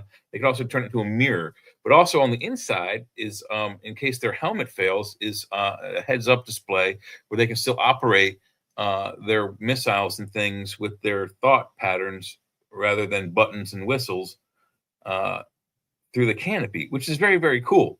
The canopy idea probably came from the sport model of Bob Lazar fame. Frank, we do have F-22s over there. I was surprised we never send them bitches overseas. Yeah, you said they wouldn't. They're over there now. Yeah, they're over there. They never send them over. They every once in a while they'll send them to like an air show, but they because we lose one in combat somewhere. I mean, there's a lot of shit in them things. Gets a hold of it, yeah. The canopy alone would set most people's armies forward at least 100 years. Well, they have this really wild sensor package built into them, and none of our other planes have it yet. It's not true. So the 47 has it, and the one that the Navy had flying around today, they're going to fly over Iraq, is that new crazy ass stealth fighter thing, autonomous fighter they got. Oh, yeah, they got it out there. They got it deployed right now. This thing is a beast. I mean, it can pull like 9 Gs. God knows how fast it can. There's nobody in it. Yeah, I mean, it can probably do 11 Gs. And eventually, it's going to be part of the package that guards the F-35s or F-22s. They're going to make 3 wingmen. They're going to have one on each side, one in front, actually underneath, and away you go. No, their job is, in the end, if they have to sacrifice themselves to save the pilot. We are so close to like building transformers. It's not even funny. Oh, they kind of got some right now. Oh, you think? Oh no, Frank. You're talking about that stupid truck. I know what you're talking about. Yeah. The bridge truck. Yeah. No, they got that truck. It's one of the dirt show things. Yeah. Anyway, it comes up and it stands up and it's got some arms that come out and flame things out of its head. I guess it's. I've seen it. Yeah. Yeah, it's It's not a true transformer, Jack. No. We'll know when we have those. We're getting close. We got a lot of our technologies are getting wickedly bad right now. Yeah, I saw a video some guy made. It's a sports car, Italian sports car, and it's the same thing as the truck. It's standing up and it goes. It takes forever to train, but when it finally gets down, a guy and a girl get in and drive off on it. But it functions at least in that respect. You can drive it like a regular car, but as a robot, it's just a statue. It doesn't move. You never know. There might be some guns in his belly. It eliminates a lot of parking hassle. That's for one thing. Yeah, that's true. Let me just. You have to wait for the car in front of you to move before you can transform back into a car. Okay, what is this we got going on here? Beautiful. We missed our first break, by the way. Yeah, I know we skipped it. I had seen it, but it was like 15 minutes after I seen it. I said, hell with it. Beautiful, strong plastic bags that could carry a bowling ball. Now they give us weak paper. One drop of rain and your groceries are on the sidewalk. They say it's for the planet, but paper comes from trees. So we cut down forests for bags that last 5 minutes. Bring back plastic. Save the trees. Liberal logic is amazing. They give you a paper cup to save the turtles. Nice. But look at the top. A giant plastic lid. More plastic in the lid than 10 straws. But I have to drink from wet cardboard? It's disgusting. Liberals love their electric cars. They scream zero emissions. I am saving the world. But I have a question. Where do you think the electricity comes from? Magic? It comes from coal. Beautiful, clean coal and natural gas. So you are driving a coal-powered car with a very long extension cord. Remember plastic bags? Beautiful. That's funny. I just want to start off by saying you can't be an illegal person on land that was stolen in the first place. Hold on a second. Give me a break. You're sitting inside a fortress, okay? Huge mansions, armed guards, giant metal gates keeping everyone out. Are you seriously telling me that if some random guy jumps your fancy fence, you're just going to invite him in? You wouldn't dial 911 immediately because, oh, this land is stolen anyway? Are you crazy? Obviously, if an intruder breaks into my house, the authorities get involved. Exactly. Look at that. The second it's your own backyard, suddenly you're the biggest fan of strong borders and law enforcement. These out-of-touch Hollywood phonies have zero clue what real Americans go through. When millions of undocumented folks flood in and housing costs explode, do they care? No, they're safe in their Beverly Hills bunkers. They aren't stressing over public classrooms packing 40 kids to a room because little Timmy goes to a private academy. And when local hospitals go bankrupt, covering uninsured medical bills, causing your premiums to skyrocket, it doesn't affect them at all. To hell with ICE. Their only real job is pushing their albums. So they stand up there, desperate for applause, just parroting the same radical left nonsense to get a quick cheer. I tuned in hoping to hear some decent songs, but it's just a pathetic political circus. I just want to start off.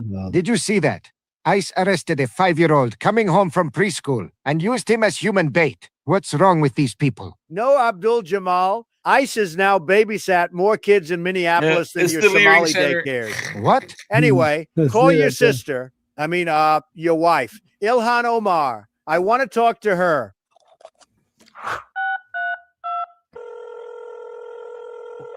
Hello, Ilhan baby. Hello, Dad. Is that you?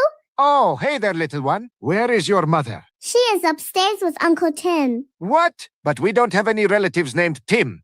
Is that Tim Walls? Wait, what is your mother is doing upstairs with Uncle Tim? I don't know, Dad. Okay, baby girl. Look, go upstairs. Knock on the door and tell Mom that Dad has returned from the office. Okay, Daddy.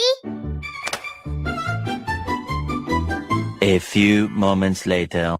Hey, what happened? Daddy, when I told her, she runs out of her room and fell downstairs, and now she's not responding. And what about Uncle Tim? Uncle Tim jumped out of the window into the swimming pool, but you emptied the pool 2 days ago, so I think Uncle Tim died jumping in it. But we don't have a pool. Wait.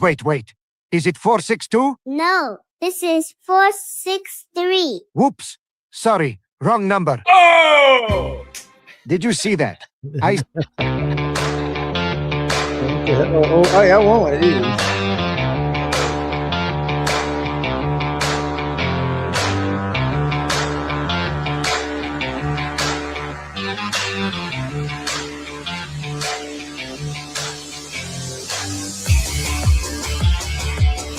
Yeah, somebody bought him his hats and sent it to him. In the proud spirit of America and in the proud spirit of our great country, I just got 3 things to say.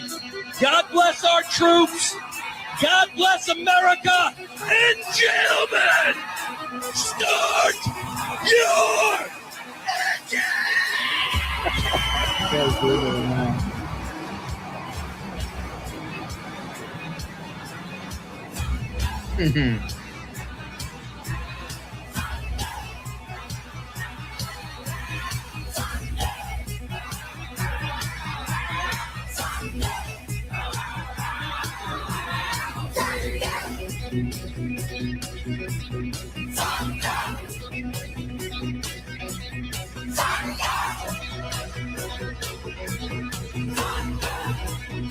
From this angle, it looks like the Cara bird. In 1788, when the United States was barely a country, right, it was having its sailors taken as slaves by the Barbary states, the states of the Ottoman Empire in North Africa. Tripoli. The shores of Tripoli. Ships stopped. Its crews carried off into slavery. We estimate 1.5 million European and American slaves taken between 1750 and 1815. Jefferson and Adams went to their ambassador in London and said, why do you do this to us? The United States has never had a quarrel with the Muslim world of any kind. We weren't in the Crusades. We weren't in the war in Spain. Why do you do this to our people and our ships? Why do you plunder and enslave our people? And the ambassador said very plainly, Mr. Abdul Rahman said, because the Quran gives us permission to do so, because you are infidels. And that's our answer. And Jefferson said, well, in that case, I will send a navy which will crush your state, which he did. And a good thing, but too. Islamic fundamentalism is not created by American democracy. It's a lie to say so. It's a masochistic lie. And it excuses those who are the real criminals, and it blames us for the attacks made upon us. Don't have anything to do with it. In 1788, Midnight Blue Heart, bring order to your home.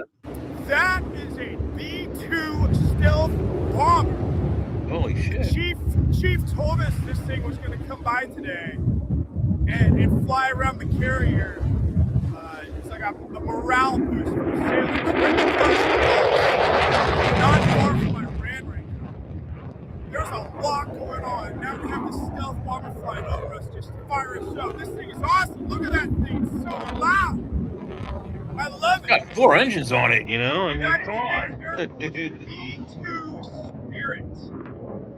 That's cool.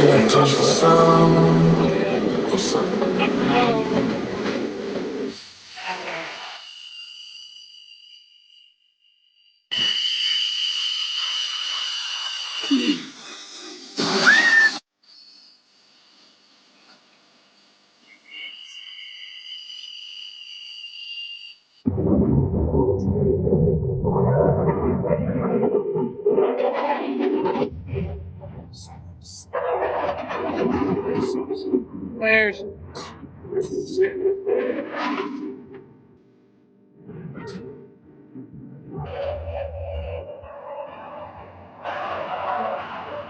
we feel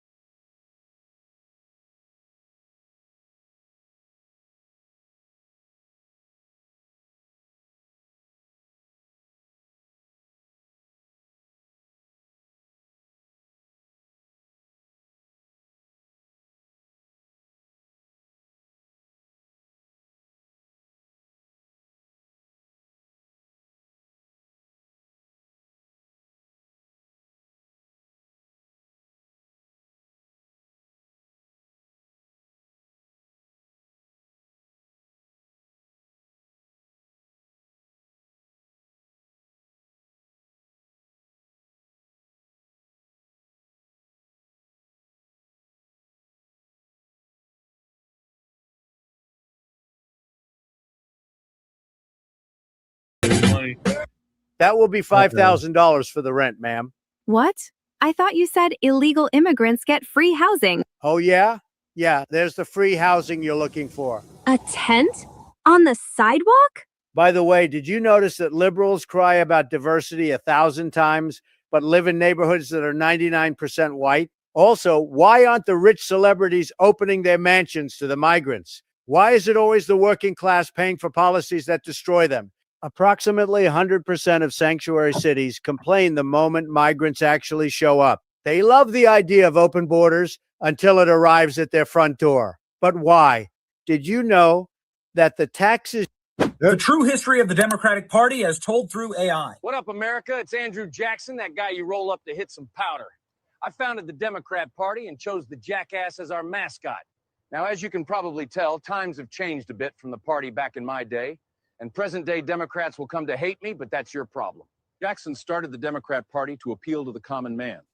Democrats today sometimes give him credit for that, but only after calling him an evil white bigot. Needless to say, the party started off pretty sketchy by today's standards.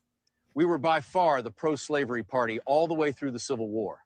After the war, we cleaned up our act and supported the North's Reconstruction efforts. Totally kidding, we doubled down on racism and became the party of the Klan.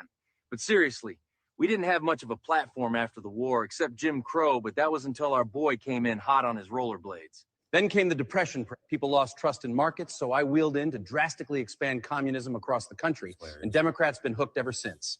Up until this point, blacks had always voted Republican as they were the party that freed the slaves. But after FDR's New Deal, blacks swung 75% Democrat. This was a complete realignment, not because of civil rights, but because of economics. All while the Democrats were still the party of the Klan, and their stronghold was the South. We pushed segregation throughout the South and filibustered the 1964 Civil Rights Act for 75 days. It wasn't until Republicans stepped up and found even more votes to pass the bill. So ask yourself, how are Democrats seen as the party of the civil rights? Well, it's because Democrats are very persuasive. But again, it ultimately boils down to economic incentives. Once Democrats realize the power of government spending and handouts, you can appeal to any voter group and lock them in. 1, 2, 3. Gays for Palestine. Good luck with that. What? Yeah. So anyway, to sum it all up, my party has changed a shit ton, but it's not because of the mythical party switch. Democrats controlled the South all the way through the 1990s. But they did adopt new policies like massive social spending and welfare programs that allowed them to appeal to more diverse voting groups. Got him. Ladies and gentlemen, Hey, where'd he go? find the line. He's underneath that These AI. share window. The true history of the Democratic Party as told through AI. What up, America? It's Andrew Yeah, Jackson, right that here, guy you buddy. roll up to hit some powder. We like Andrew actually. Most cats are chronically dehydrated because Oh man. Save the trees, save the bees, save the whales, save those snails. And the greatest arrogance of all, save the planet. What? Are these fucking people kidding me? Save the planet? We don't even know how to take care of ourselves yet. We haven't learned how to care for one another. We're gonna save the fucking planet? I'm getting tired of that shit. Tired. I'm tired of fucking Earth Day. I'm tired of these self-righteous environmentalists, these white bourgeois liberals who think the only thing wrong with this country is there aren't enough bicycle paths. People trying to make the world safe for their Volvos. Besides, environmentalists don't give a shit about the planet. They don't care about the planet. Not in the abstract, they don't. Not in the abstract, they don't. You know what they're interested in? A clean place to live. Their own habitat. They're worried that someday in the future they might be personally inconvenienced. Narrow, unenlightened self-interest doesn't impress me. Besides, there is nothing wrong with the planet. Nothing wrong with the planet. The planet is fine. The people are fucked. Difference. The planet is fine. Compared to the people, the planet is doing great. It's been here 4.5 billion years. Do you ever think about the arithmetic? Planet has been here 4.5 billion years. We've been here, what, 100,000? Maybe 200,000? And we've only been engaged in heavy industry for a little over 200 years. 200 years versus 4.5 billion. And we have the conceit to think that somehow we're a threat, that somehow we're going to put in jeopardy this beautiful little blue-green ball that's just floating around the sun. The planet has been through a lot worse than us. Been through all kinds of things worse than us. Been through earthquakes, volcanoes, plate tectonics, continental drift, solar flares, sunspots, magnetic storms, the magnetic reversal of the poles, hundreds of thousands of years of bombardment by comets and asteroids and meteors, worldwide floods, tidal waves, worldwide fires, erosion, cosmic rays, recurring ice ages, and we think some plastic bags and some aluminum cans are going to make a difference? The planet. The planet isn't going anywhere. We are. We're going away. Pack your shit, folks. We're going away. And we won't leave much of a trace either. Thank God for that. Maybe a little styrofoam. Maybe. Little styrofoam. Planet will be here and we'll be long gone. Just another failed mutation. Just another closed-end biological mistake. An evolutionary cul-de-sac. The planet will shake us off like a bad case of fleas. A surface nuisance. Save the trees.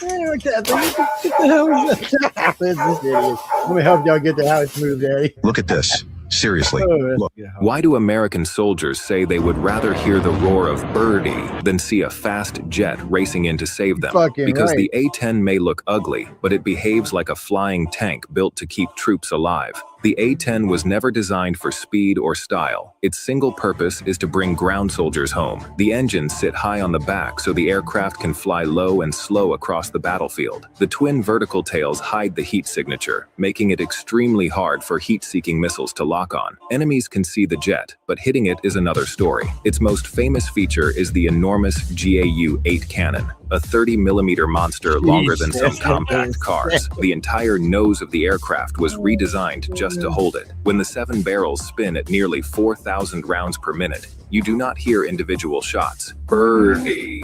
You hear the legendary growl that has ended countless fights in the Middle East. The A-10 is also almost impossible to kill. During the Gulf War, one aircraft returned with more than 300 holes and still landed safely. This is why soldiers, pilots, and even members of Congress continue to fight efforts to retire it. Many jets only look powerful. The A-10 actually is. Why do American soldiers say that?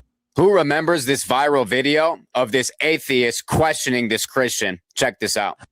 Meet the OK Up M70. Can my friends play with you? Vivaldi? Yes. It's quite difficult. No. No? Okay, let's try.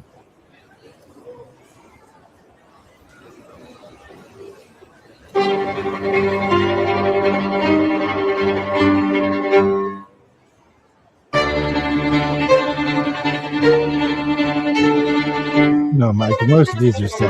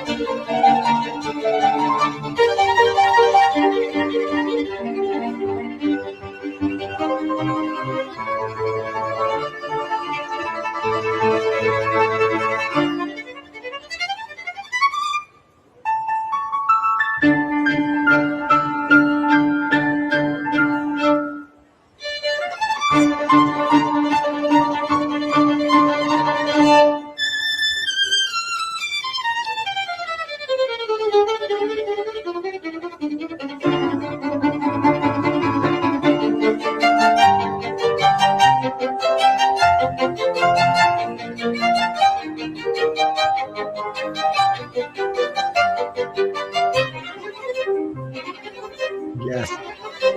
Somebody's channeling Mozart. Yeah, well, no, that's a prodigy right there. Playing like that. Oh, Guan Yin. You gotta watch for it. Have you seen this exchange? It's great. Marco Rubio for the win. I have to tell you directly and personally that I regret voting for you for Secretary of State. Oh. I yield back. May I respond? You may sit. Well, first of all, your regret for voting for me confirms I'm doing a good job based on what I know. Well, that's just Your a record flippant and what statement, Mr. Secretary. Can I respond, Mr. Chairman? You may. I didn't ask. Senator, please let the Secretary. I'd be happy to, but then I can respond to his.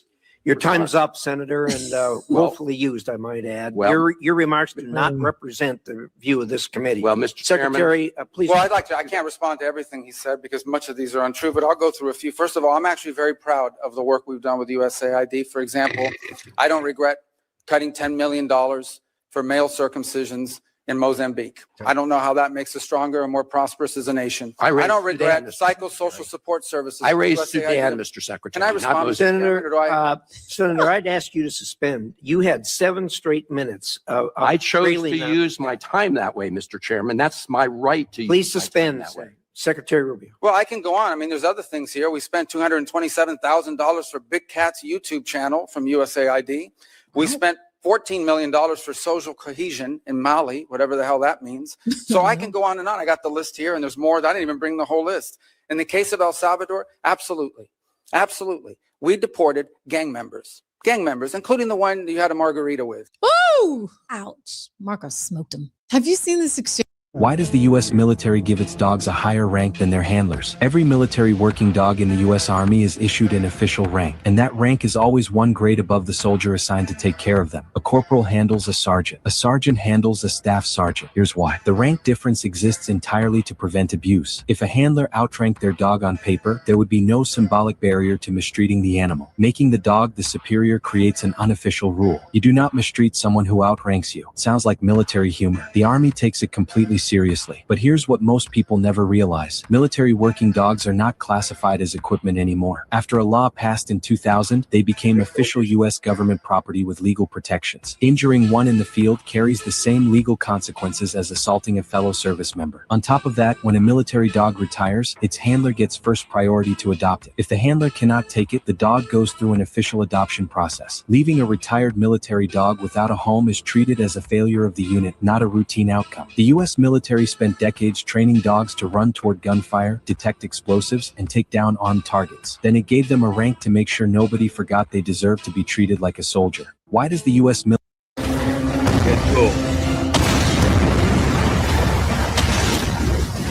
Fake ass shit. Man rules. We always hear the rules from the female side, so now here's the rules from the male side. These are our rules. 1. Men are not mind readers. 2. Learn to work the toilet seat. You're a big girl. If it's up, put it down. We need it up, you need it down. You don't hear us complaining about you leaving it down. 3. Crying is blackmail. 4. Ask for what you want. Let's be clear on this one. Subtle hints don't work. Strong hints don't work. Obvious hints don't work. Just say it. 5. Yes and no are perfectly acceptable answers to almost every question. 6. Come to us with a problem only if you want help solving it. That's what we do. Sympathy. That's what your girlfriends are for. 7. Anything we said 7 months ago is inadmissible in an argument. In fact, all comments are null and void after 7 days. 8. If something we said can be interpreted 2 ways, and one of the ways makes you sad or angry, we meant the other one. 9. You can either ask us to do something or tell us how you want it done, not both. If you already know best how to do it, just do it yourself. 10. Whenever possible, say whatever you have to say during the commercials. 11. Christopher Columbus didn't need directions, and neither do we. 12. All men see is only 16 colours, like Windows default settings. Peach, for example, is a fruit, not a colour. Pumpkin is also a fruit, and we've no idea what mauve is. 13. If we ask what's wrong and you say nothing, we'll act like nothing's wrong. We know you're lying, but it's just not worth the hassle. 14.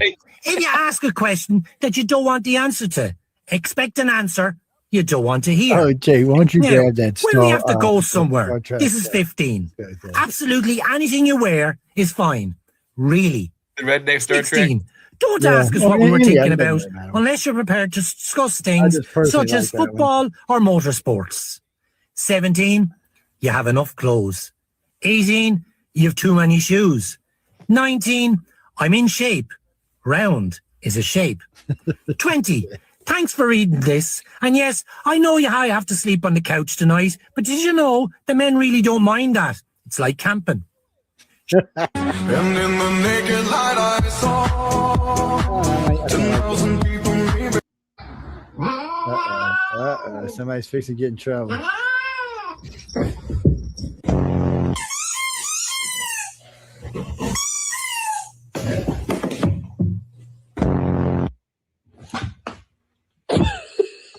Oh, jeez. Dogs.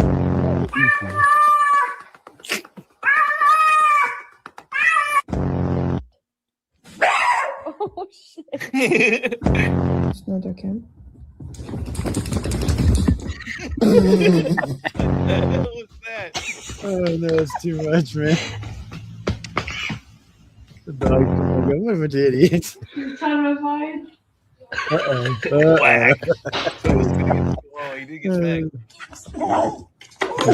Oh! I knew you messed up. I was feeding the pup. All right, Are you kidding me? She was laying there. He just laid on top of her. Say, hey, this is my spot. Get out of here. Oh my God.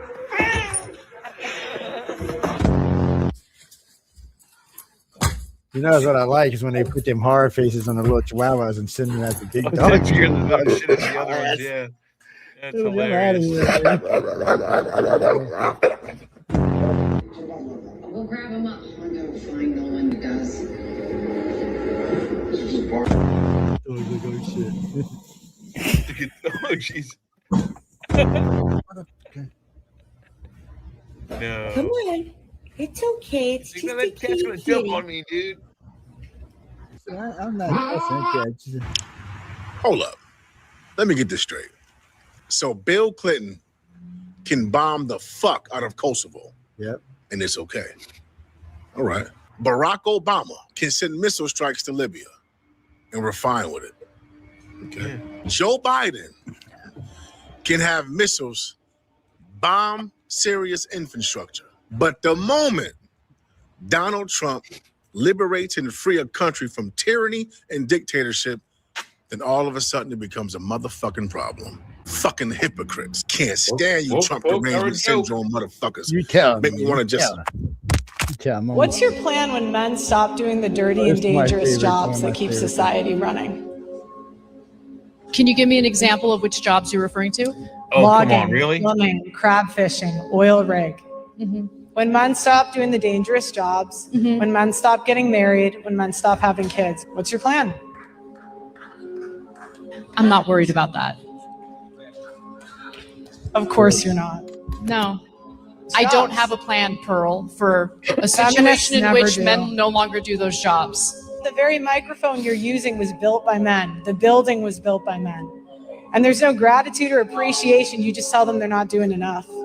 Future is not going to be great for feminists. You guys are going to get the equality that you're asking for. Men are not going to protect women in the streets. Men are going to stop signing up for the infrastructure jobs. The birth rate's going to keep falling, and the future is going to be bleak.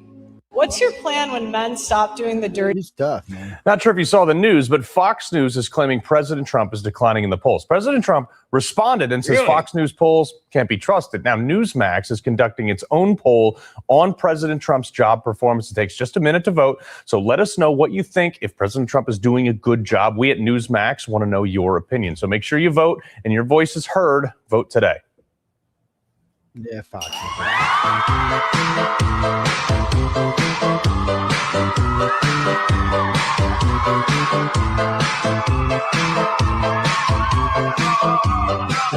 The 5 most lethal non-nuclear bombs ever made. And number 1 can erase cities. Number 5, CBU-55, USA. This fuel air cluster bomb. That's us. That's right. All right, we got to get You don't out jump of on my couch. Oh, come on, let me on the couch. Viste que la perra del vecino está embarazada. Oh, let me on the couch. No sabe qué pasó, ¿no? Can I get a smile?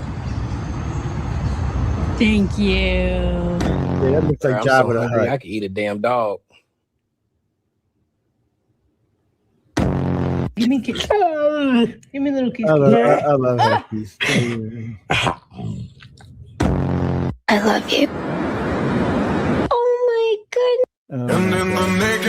The Muslim All right, we world gotta get didn't out of here. hate America until after Israel was created. All right.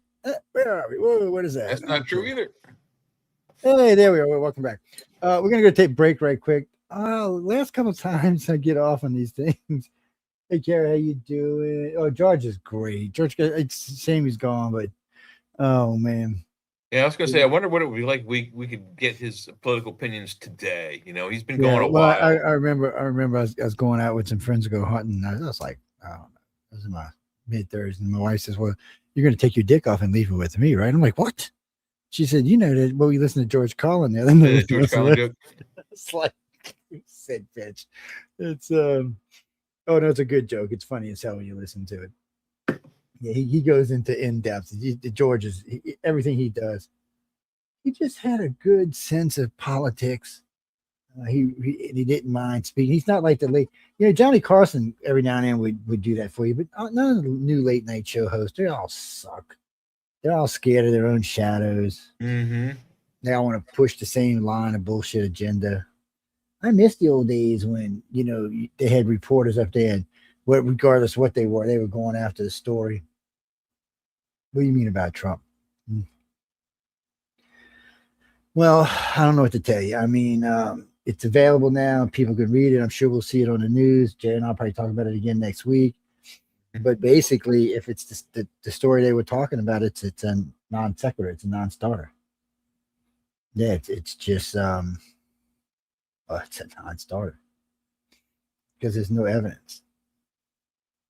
Anybody can say anything. Anybody can write a letter to the FBI. And by the way, he's not the only person the FBI has written. People have written letters about or threats about or anything else for that matter. So let's not take it out of context. Well, you know what? They got some letters about Joe Biden. They're not Epstein letters, but there are people who have accused him of stuff, and you don't see them blasted all over, do you? Have you ever? There's a clip. It may even be on one of our pages of all these pre-teens going to Joe Biden's office. It's horrible.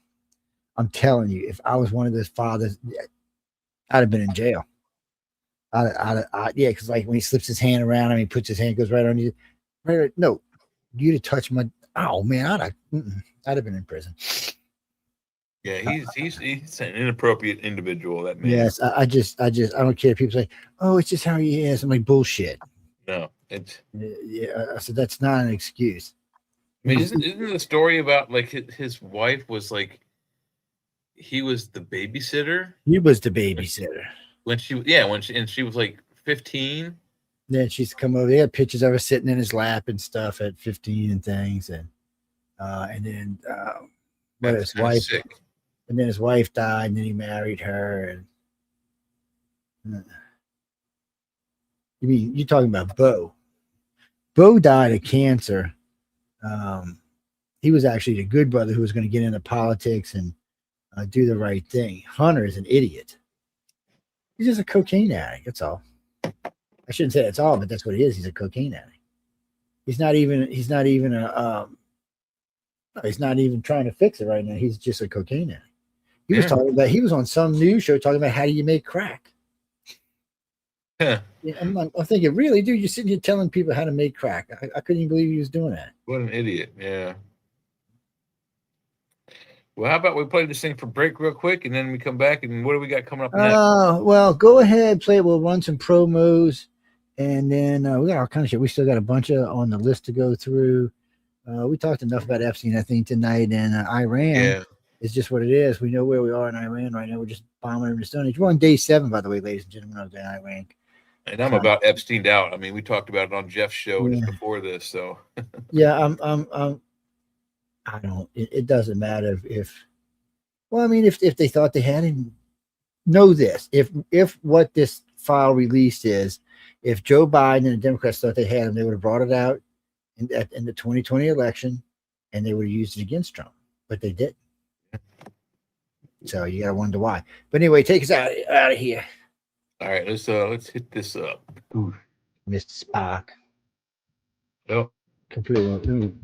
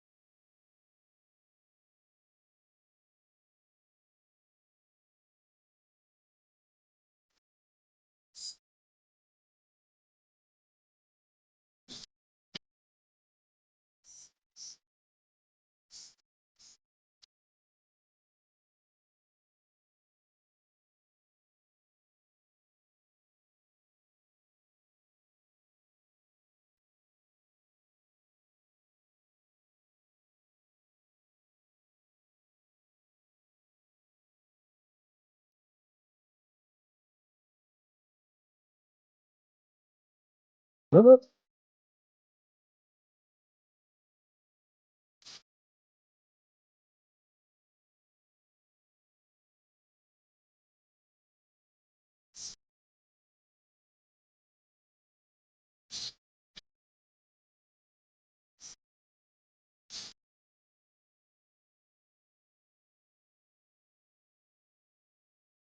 wow, wow, wow, wow, wow.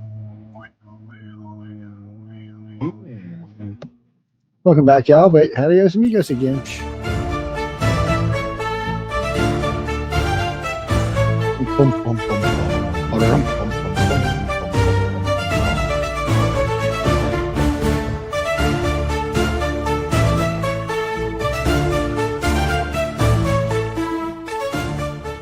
Welcome to the Light Gate, where reality bends and the unseen awakens.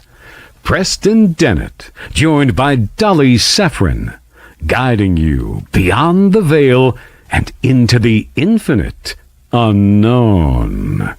Every week we unlock high strangeness, extraterrestrial contact, hidden realms, psychic awakenings, the afterlife, and secrets they don't want you to know. Step through the gate, and if you feel the calling, subscribe to the channel and share it with those ready to awaken.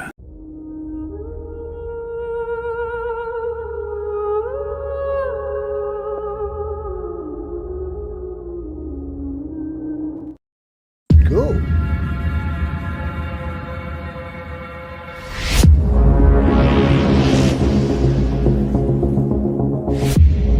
That always makes me think of Santa from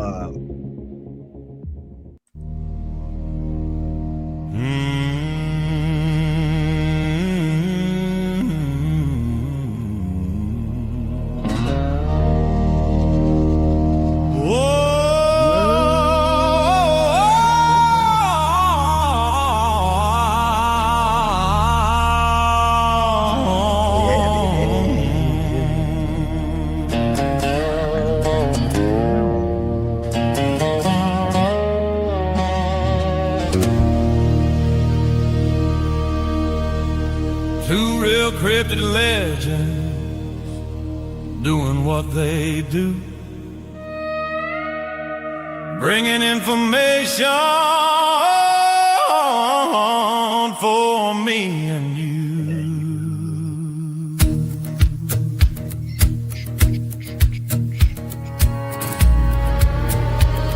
Ron Moorhead and his Sierra Sounds, Daryl Denton, the Tennessee Bigfoot Man, along with Michelle Desrochers, bring adventures across this land. So much information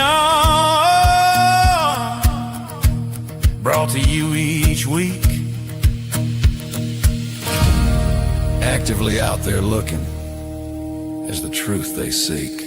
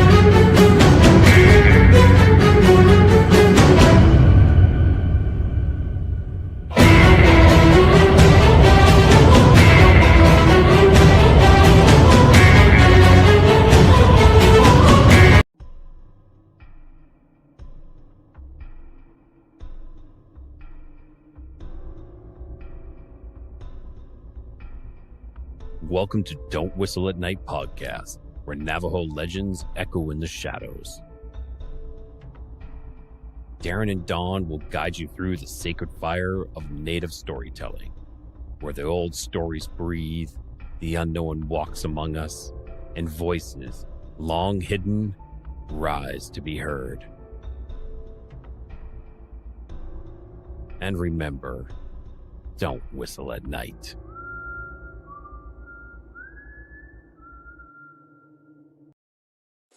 The night has come, it's cold and losing my control.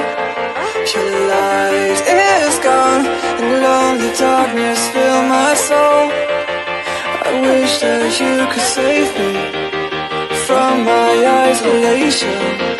It's way too complicated. Let's stop this conversation. Let's stop this conversation. We got no relation.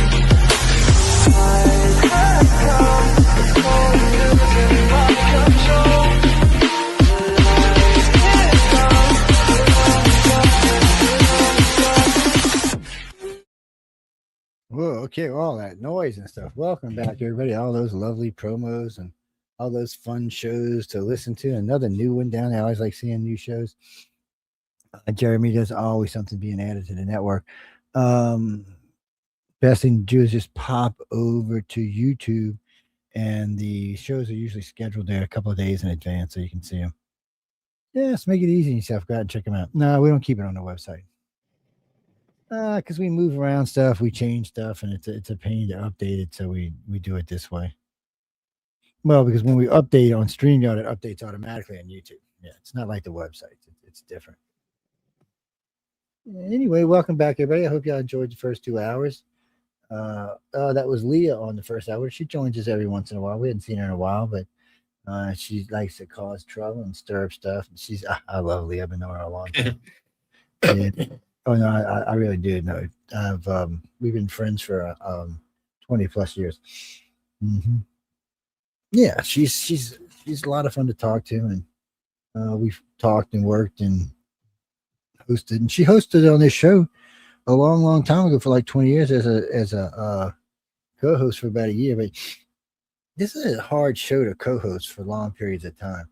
You just have to keep informed of what's going on around you. Well, because there's a lot going on around us. Like here, let's see. Oh wait, I found a new Star Trek. Star Trek Surf. We're surfing, trekking. We'll have to play that one. Not today. We'll have to play that at some other time. No, wait. What did I lost the room there for a second? Well, no. I mean, there's just a lot of stuff that you see over a course of a week, and there's always stuff being added, and like Roku. I forgot. I've got 12, I think, news channels on it. Yeah, you have your things like your Fox and your One American News and your Max News, and then of course you've got, I think that's not Scripps, but All America. Anyway, there's like 5 conservatives, and then of course you got ABC, NBC, CBS, MS Now. You got CNN. Yeah, you got USA Today. Yeah, it's just a bunch of them. So at least you get an idea of what's going on. It's like looking at polls. So I was listening to polls say, oh, the people don't like it. 51% of people against Trump.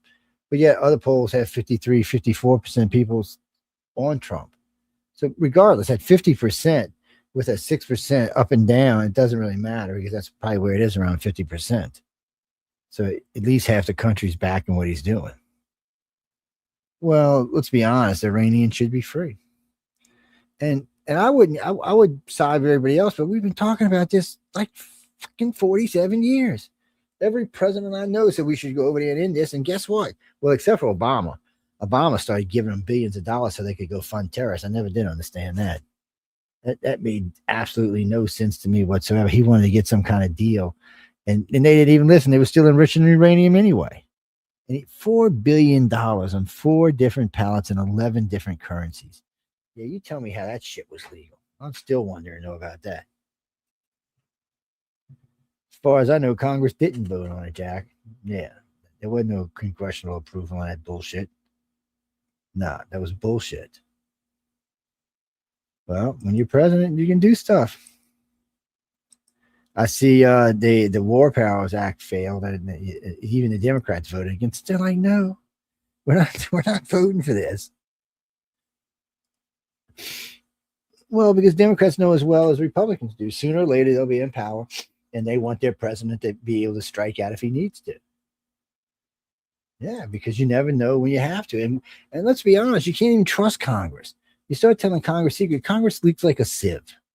You want to keep already. They're saying Omar leaked information about the attack on Iran.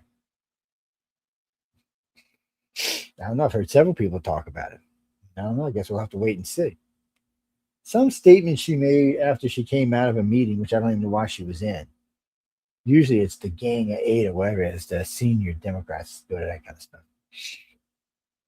Yeah, maybe some other meeting. I know Nancy said when she came out, she was worried. Well, we're at war, Nancy. You should be worried, right? Because she's an idiot. Where was, let's see. Let me see if I can find this. Let me write this on. Wait for a minute.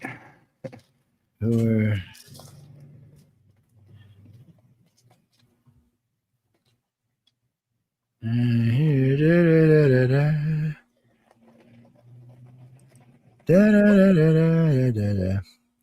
know, I feel people for these gas prices, you know, because I know it's hard around the country. Everything jumped back up at least $1 a gallon, and not for us. No, they went up about 20 cents. Well, it's different. We got refineries down the road and shit. It's just the whole setup is different. Mm-hmm. They're nearby within just a short distance. Well, from here, there's refineries 50 miles in almost any direction. Yeah, so they deliver gas and. Well, I figure if we stay at war, it'll get up to around $3 down here, which will probably be like $5 for our friends up north. Yep. Probably $6 or $7 for out west. I didn't check today. Let me see what we're up to today at Rutgers.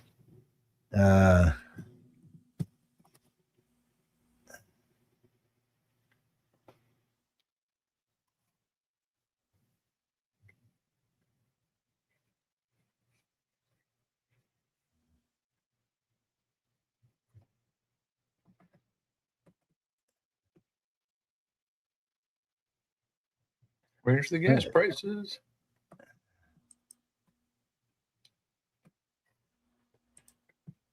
Let's see. Oh, wait, I didn't know my camera was still off. Sorry, guys.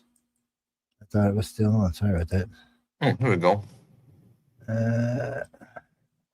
Wow, 272. Well, that's not completely horrible. Y'all didn't go up $1 either.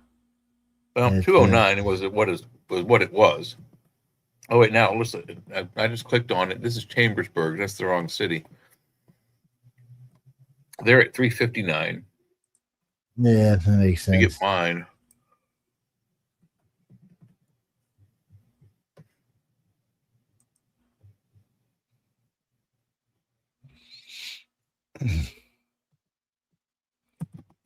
So I love these clips like these, you know, because Rachel Mad Cow Maddow. Trump is going to ignore Iran until they get a nuclear warhead and point it at us. Ooh, then it's too we're late. paying $353. Yeah, see, it's going up. Yeah. And then it says Trump has no right to strike Iran. She's an idiot. I mean, does she not even know she said these things, or has she forgotten? I mean, what's what happens when you're on drugs, people? Or is she being paid to say them? Well, I'm sure she's being paid to say it. Because most people don't regret it. Yeah. Yeah, see, here we go. Look, he's making fun about it. Yep. Sorry, Barack, we're sending missiles instead of cash. I love these cartoons, man. Look, and see, that's truth, though. That's what Barack was doing. We don't even know where that money get. We don't know if he got any of that money. But we do know for a fact it was used for terrorism. And he does seem to be sitting pretty, you know, in Hawaii with a brand new mansion. I don't know. They said $4 billion in 11 different currencies and nothing over 100 in whatever currency it was in. So they didn't want anything that was hard to break. You know how much sort and how much time that took to do? And why? Why would we give them cash anything? You just got to wonder. I mean, any way you go about it, just looks like such a treasonous thing to do.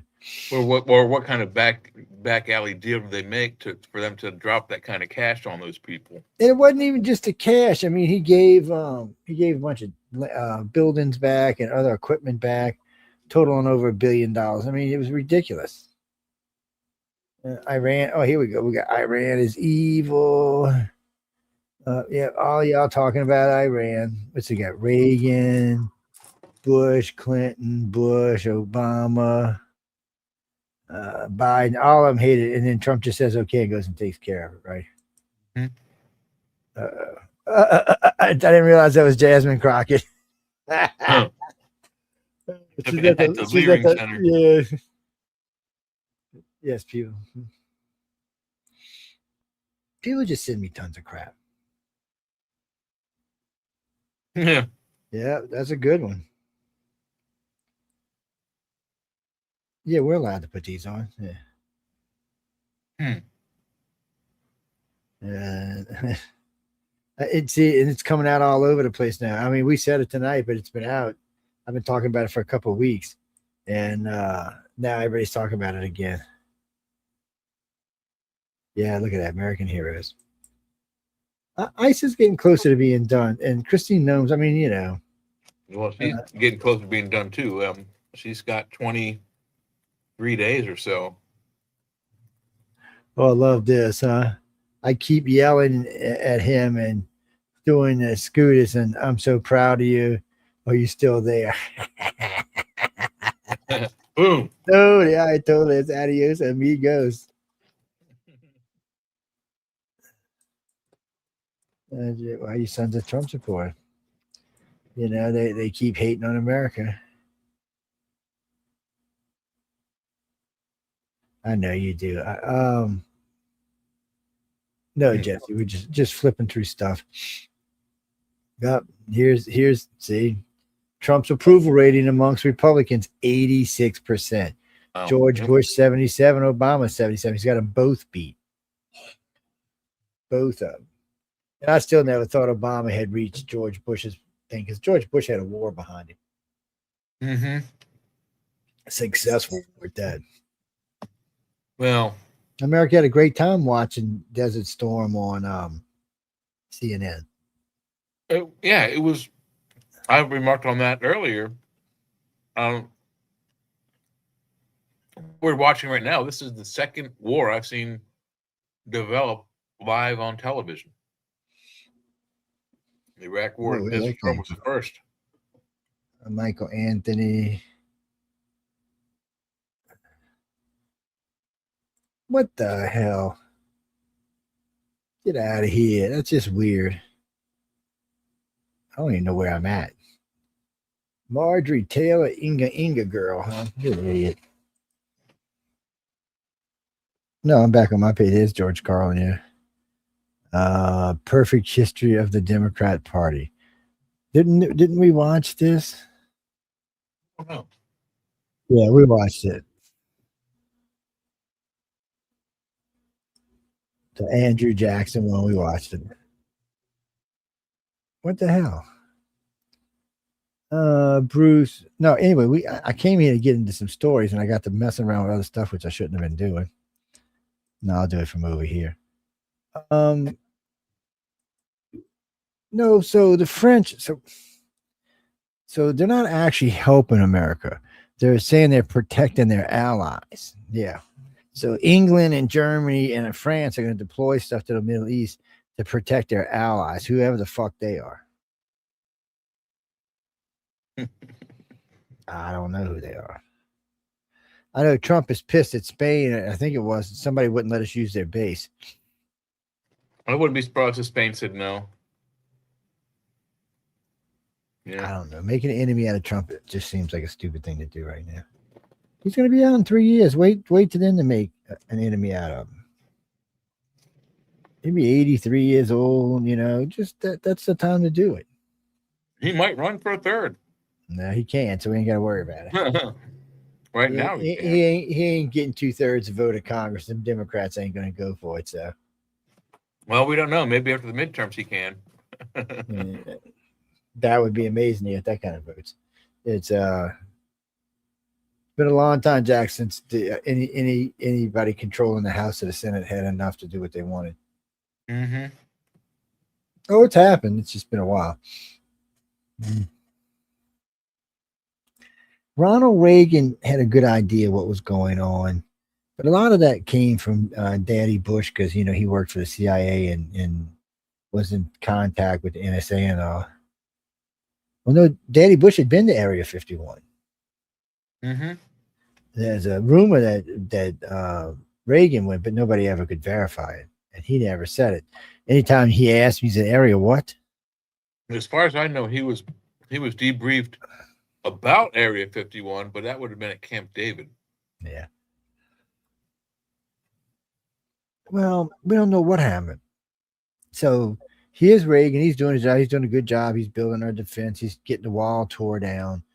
And Daddy Bush is over there going, Reagan, I don't know how to tell you this, but extraterrestrials are real. And you know what, man? They come to our fucking planet, dude, and they do things we can't stop. And it's like, what the fuck? So we built Area 51. Then he probably told him about Area 51, informed him about Area 51, and then he probably informed him about the extraterrestrial. So then Reagan picks up the phone, calls the Prime Minister of England. He said, "What the fuck, man? Did you know about these fucking aliens? Mm-hmm. They're going to invade our fucking planet. We need to defend ourselves." So these two formulate a plan that defend Earth. So they build a facility in Pine Gap, Pine Gap in Australia. They build the Pine Gap facilities, which is these big radar dishes, actually big laser dishes that shoot fucking lasers in the sky. And they're thinking, well, we need help. So then they built the Heart facility. When the Heart facility also shoots big lasers in the sky and punches holes on our ionosphere for some reason or another. And then we've seen these things bounce around. But what made it worse was we got scared and we built Star Wars. Oh, yeah, we're going to kill the Russians. Now, the Russians are tearing down the walls and shit, but we're building Star Wars, which is one of the things that helped them make them tear down the walls because it bankrupted them. But these lasers were massive. These lasers were not made to shoot little missiles down, maybe hundreds of missiles. These things were made to shoot something much bigger down. So here's Reagan, who made 7 speeches saying what would happen if we had an alien invasion. It would help to unite the planet. And then he built 3 different things to defend us from something in outer space. He fucking knew something. Yeah. Like you said, actions speak louder than words. Not shoot down like a missile. It's something huge. Well, we were in Roswell on our way to Carlsbad, and they were having a exhibition. So they had these discs, and they were about 150, 200 feet around, and they had little vents cut in them. Well, they were sitting on top of one of these Star Wars lasers. So they would put these weights on it, and they would superheat it and send the fucking thing into space. They would just start spinning it up into space. They have a space gun that shoots things into space? They have a laser that shot these vented discs into space. All it sounds like is they just superheated up this shell and got enough heat going underneath it, and it shot it up, and it kept going because the laser maintained the contact until it got into space. So that's why I could go in there. So I imagine what they were testing was on this particular thing, they had weights inside of it to see how much weight they could send up in it. Would it be worth it? Well, anything that can shoot anything in space, even if it's a couple 100 pounds, is worth it because, that's nothing. Doesn't cost anything. It's heating up the laser. No, dude, these fucking lasers, I hope there's no deployed in space. These things, 3 of them together could just like just Beijing would be gone in a matter of minutes. Moscow would be gone in a matter. They would just fucking be rubble. There would be nobody. But the problem is they're not pointing down. They're pointing up. They're supposed to be. But on Earth, there's supposed to be 2, or actually it's supposed to be 3 really big ones. They're big holes in the ground, basically. Well, we know one of them exists for sure because the one at Pine Gap, I mean, not Pine Gap, the one at the Hart facility got exposed by accident. So they had a satellite there. They were using to bounce these little beams around that they shoot all over the place. And as it was coming to perigee, coming over, it stopped, was taking pictures, and there was a big whopping hole next to the fenced area of the Hart. I mean, it was whopping across. Well, but isn't Pine Gap in Australia? No, that's what I said. The Hart facility. I said Pine Gap. No. But Pine Gap's been exposed too. But Pine Gap's in Australia. Yeah, but Pine Gap.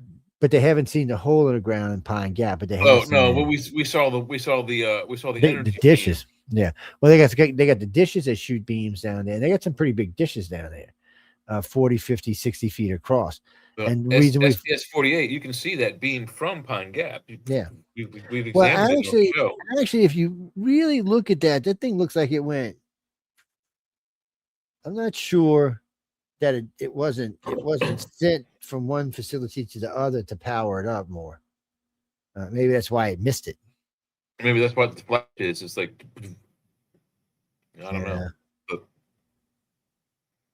Well, Jack, so usually they say to really get the beam powerful, they shoot it up and then it shoots down to the facility and the Hart facility and it shoots back up.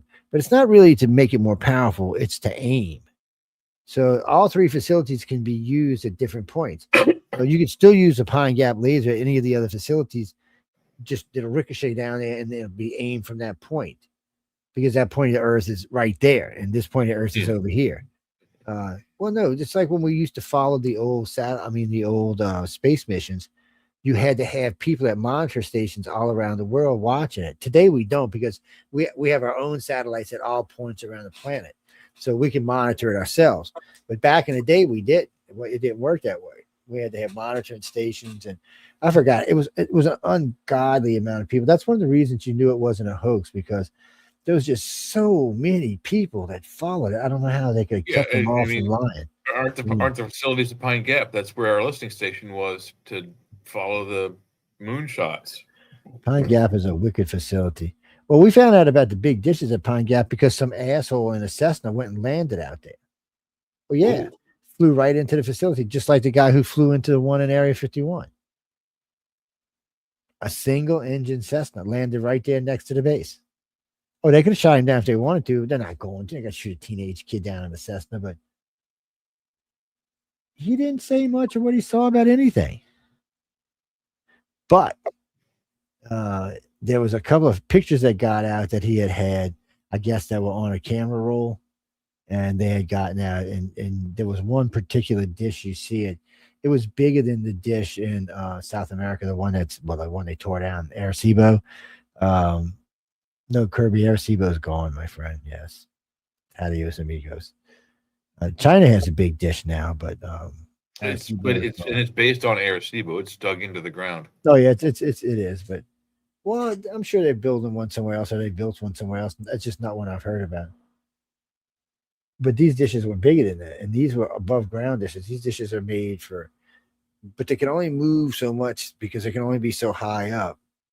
If they tilt too much, they'll hit the ground. So that's why they need other places so they can shoot somewhere. Besides that, if you shoot this beam to a holding platform that also has energy on board, and then you shoot it down to one of the other facilities that's fully charged, so when you shoot it back up, it's double the power it was when it arrived there. Whatever these were designed for, these things were designed to, really to something up.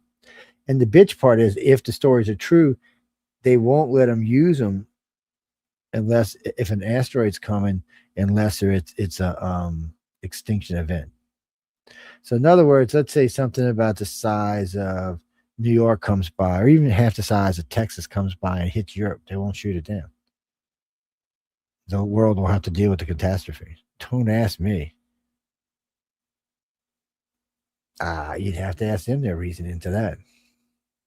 I don't know. Well, you don't want to reveal to your enemies, foreign and domestic, and on the planet and off the planet, that you have a big honking space gun that can shoot rocks out of the sky. That's the thing.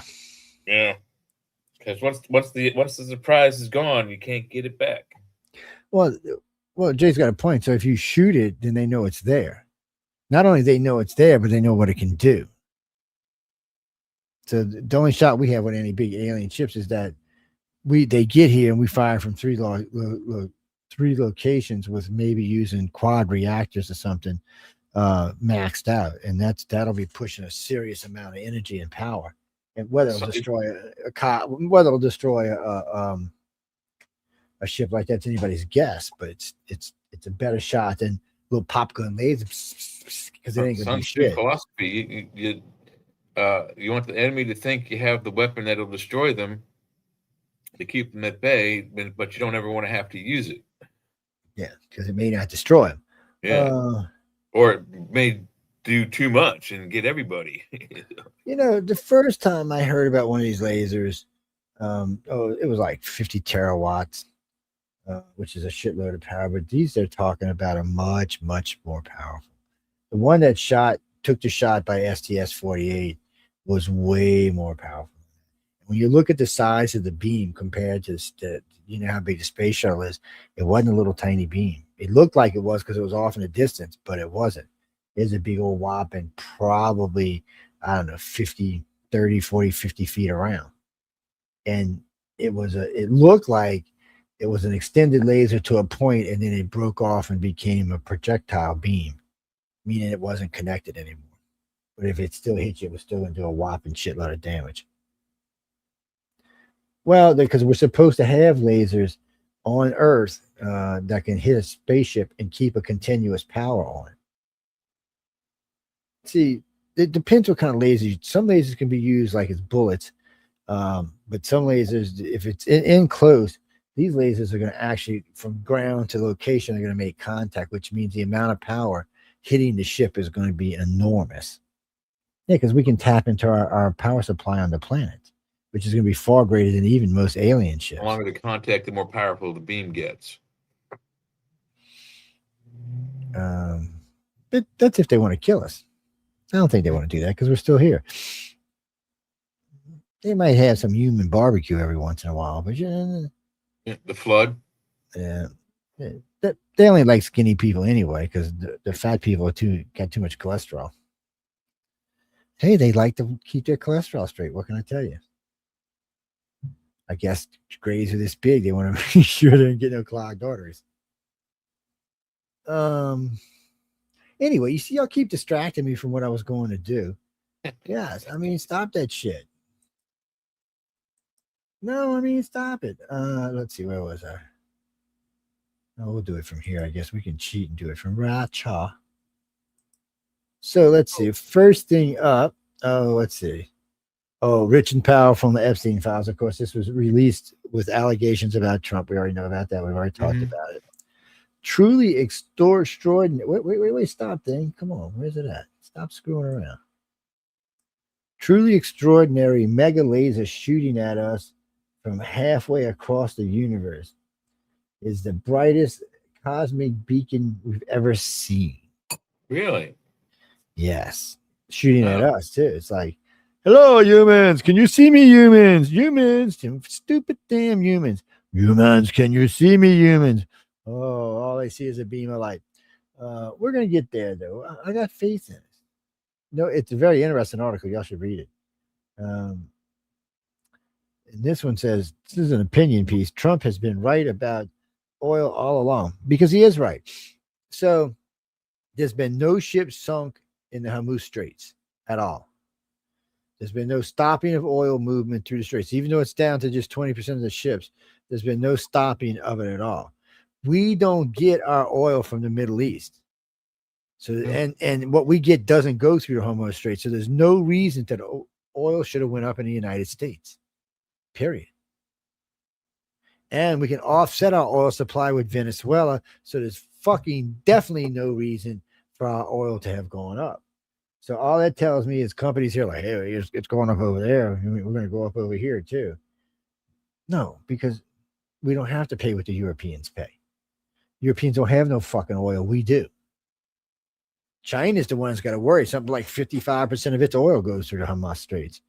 That's why Iran's probably being behaved because they don't want to piss China off.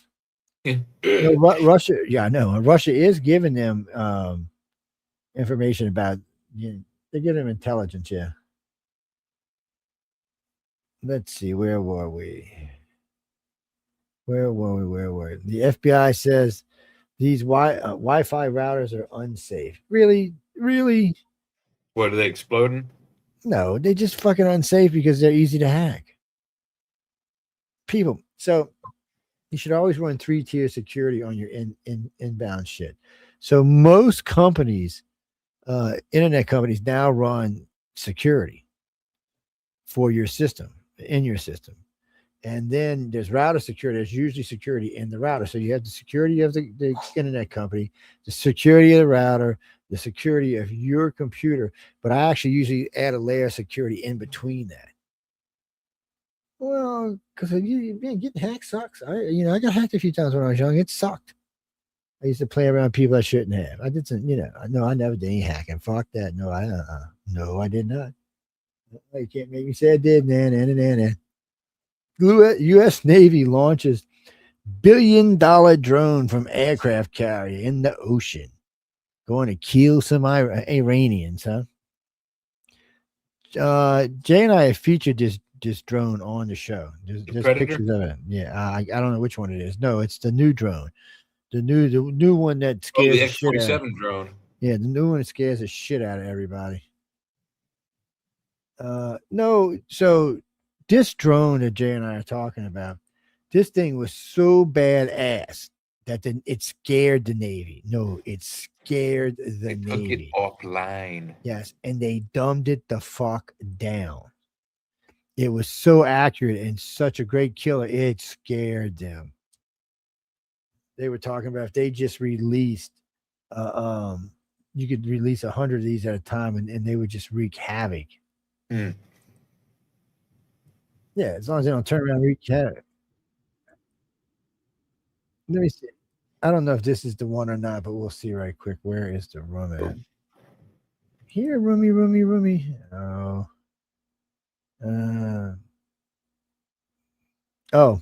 We're gonna put this drone up in a minute, but look, Trump has entered his legacy stage, and I've been saying that for a while. Trump is in a position where he wants to leave a legacy behind. He already has. He really has, but he wants to even leave a bigger legacy behind. He'd like to have it, like Reagan, a guy bringing the wall down. He wants to be the guy that frees Venezuela, Cuba, and Iran. Plus the wars, plus the 8 wars he's already ended. And if he can get the Iraq war, he'll have a serious, 9 wars. Then he'll have freed 3 nations. And already Cuba's already talking with us about some kind of arrangements. Mm-hmm. Fucking Cuba should have always been ours. I don't even know why we ever put up with that bullshit. We should have just surrounded them with ships and said, "Fuck you, Russia. You want that ship? We had to put a bullet in your asshole." Absolutely, yeah. It's like I said with my argument with what's going on with Iran. If they had taken care of the problem when the problem became a problem, it wouldn't be a problem. But now it's a problem. Yeah, because now it's a problem. No, Gene. No, I know what you're saying, but hold on. Anyway, where was I? Just where I was, and then I lost where I was. Okay, here we go. Let's see. Grab this up right quick. Okay, I'm not sure this is the one. This is how the U.S. Navy launches a $1 billion stealth drone from carrier. Put me in the thing, Jay. It's up. Oh, did you? Okay, I didn't hear you. Okay, here we go. Aircraft carrier sounds unreal, but it's already happened. The U.S. Navy has shown that an advanced unmanned aircraft can launch from a carrier using the same systems as crew jets, proving a can work in one of aviation's toughest environments. This milestone changes how carriers operate, extending reach, endurance, and flexibility without adding new ships. It also signals a future where crewed and autonomous aircraft work side by side, each doing what they do best. This isn't a concept anymore. This ain't even. It's a proven capability, and it's reshaping naval aviation. To dive deeper, click the link to watch our full video, and don't forget to like, share, and subscribe. Thank you for watching. See you there. No, Janie, that's not the one we were looking for, but let me see if I can see it up in here somewhere. That's not it. Is this it? No, I don't think this is it either. The Navy's. Oh no, that ain't it. That's some ugly, stupid drone there. Oh, we got refueling drones now too. Oh, really? Yeah. Oh my God. How the hell do you look up to an autonomous drone? There she blows. That's her. Oh wait, that was the other one. Okay. Anyway, this drone we keep trying to show you flies by itself, kills by itself. Right now it's got a I forgot what they call it. Does it return and land on the carrier by itself? Yes, takes off by itself, lands by itself, does the whole 9 yards, responds to the crews on the deck, does everything. It does.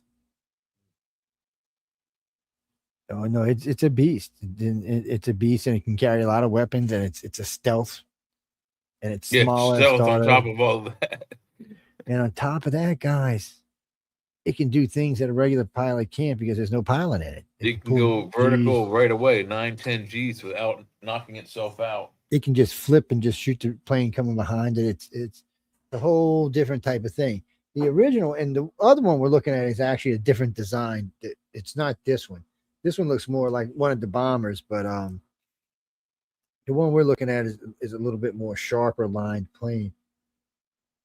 Excuse me. I'm pretty sure it was the X-47 drone.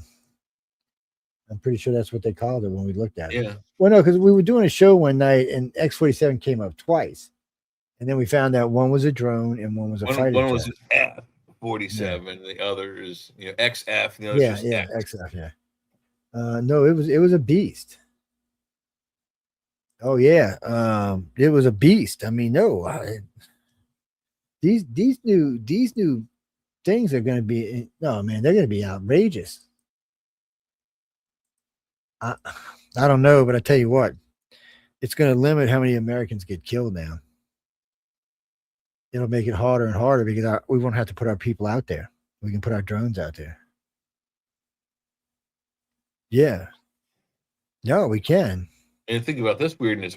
Without them being autonomous, we could potentially use some of the Raptor systems and do sort of a heads-up remote control, fly-by-wire, wirelessly through our, there's an episode of Stargate where one of the planets they go to, they fight a war with their enemy on their own planet with remote controlled fighter planes that are operated by pilots in a room that operate these things remotely with heads up displays and gear and stuff like that. So we're looking at, the beginning of possibly that kind of warfare. They'll stop being autonomous and they'll put a human brain controlling it like they do with the F-22. And think about that. You now have an autonomous drone that has, human reaction time. Yeah. Well, what's funny is, or not funny, but one of the things they're going to have to figure out is how to teach AI and autonomous drones how to have humanity and know not to just go around randomly killing shit they're not supposed to. It's up. It's you put it up? Yeah, it's up. Okay, let me see if I can make this bigger. So this is the 47. Ooh. Yeah, so this is the that's the X. This is the X-47. The X-47B. Yeah, that's what this one is. Drone. So let's put it up here. Huge, dude. It's well, you can see it. It's on the carrier right there. You could easily swap out a cockpit module and put a human pilot in that. That's how big it is. And now here's the C version right here. See, it's a different. It's actually shaped a little bit different. See, this one's shaped a little bit different. So is this one. Yeah, they're approaching the stealth bomber configuration there to an extent, because look at it right here from underneath. That's kind of like an F-117 from underneath, or T3. Yeah. Well, the T3 doesn't have those extra wings at the back. This shines, but yeah, it's another. Oh, look, and there's a folding wing one. Yeah, if it's on a carrier, the wings have to fold. That's an automatic thing. And here's another one of the Bs right here. Yeah. These things are beastified, people. Hypersonic flight. Hypersonic, autonomous, and if it needs to be, it can become its own bomb. Wait, this is a Chinese one with hypersonic flight. Look at this. Oh, wow. Look at that thing. Look at China go, man. Go, China. That's one of ours, people. Don't try to charge us as China. I hate when they do shit like that. Yeah. Oh, see? They said that was China. That they said it was China. That's a Northrop Grumman. Yeah. They do that a lot where they say stuff is China's and it turns out to be ours. Look at what is this thing? A dart? Maybe a strap to keep the canopy down. I don't know. So it was the 40. This was the 47A Pegasus. Okay. Whatever the hell that is. So that's a strap so you can ride it. So this is weird. It's different than this design for sure. This is look the at B. that one. So that's the B. Is that the C or the B? Look at the silver diamond one up there in the top left of your Up screen. here? Yeah, look at that thing. Yeah, that's an A. That's an X-47A. All of these are weird. You got three different types of the same plane right here. Cool as hell, though. Oh, look at this. Yeah, I've seen that. And here's an X-45. Huh. This is Boeing. This is Northrop. I mean, Isn't the X-45, is that the one they abandoned? It might be. Yeah, it probably is. So we have these, whatever these little drones are right here already. Yeah, I've seen those before. They kind of remind me of Kit. Yeah. Or maybe a Cylon with their little thing. Or his evil brother Carr. Well, no, this is the kind of thing. So we do these kind of things. If you pay attention, there's a lot of things that we work on, a lot of different weapons that we're working on. And China wants to keep up. And China's got the population and the scientists to do it, but they don't have the money for long term, just like Russia did. See, right now we're stopping their flow of money into their country. So their economy is having a hard time and they're having to close factories and stuff. If the U.S. keeps putting pressure on the economy and keep spending money at $1 trillion a year in defense, it'll do the same thing it did to the communist Russia. It'll bankrupt communist China. Well, they got to keep up. Who cares if they got nukes? Russia had 15,000 nukes when we bankrupted them. Yeah, they're down to 5,000 now. But yeah, they had a shitload of nukes when we bankrupted them. And spread out all over their country. Their country was what, twice the size it is now? Oh, probably a quarter larger than it is now, but still. Russia's a big country, Jackson. Yeah, but anyway, stop distracting me. We're never going to get through these if you keep distracting me. No, really, man. Really. You think I'm playing, man, but I'm being serious.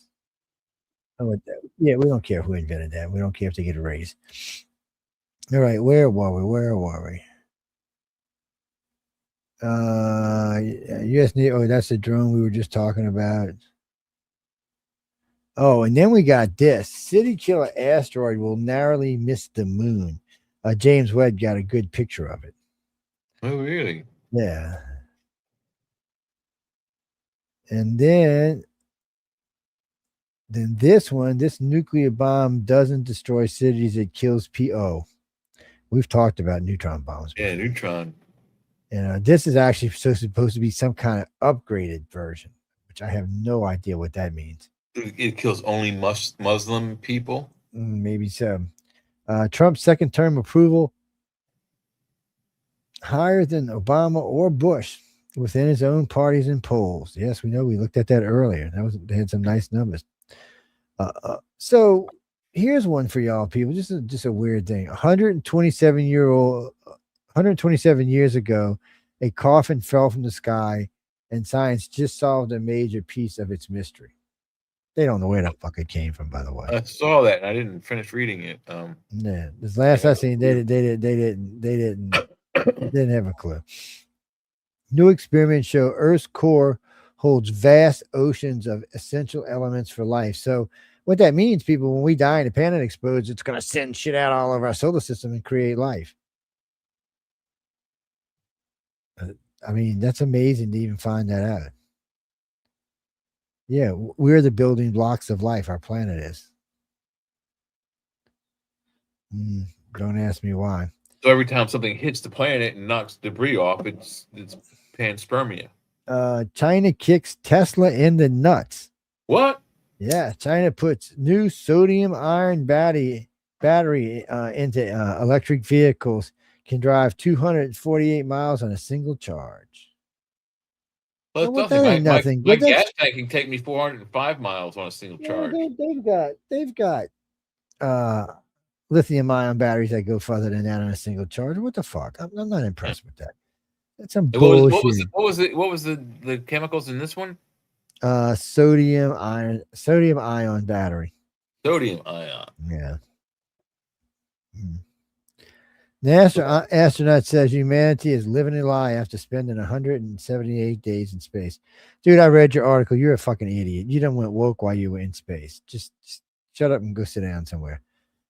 Science uncovered huge underground structure and major geographical breakthrough. So I've heard there's two of these. So there's this one they're talking about here connects it through two continents. It's huge, it's vast. They think somebody built it. So there's two theories: some type of advanced society that's gone built it, or there's some type of I don't know, animal or something, a worm or something that created it, or some type of bacteria. They don't know, but it's vast and it's huge. And it's the second one they found. Like somebody was living on the ground for a long period of time, maybe back way in the day. Maybe they should start checking the soil. They might find something. Yeah, Jack. There's a lot of stuff we just don't know about that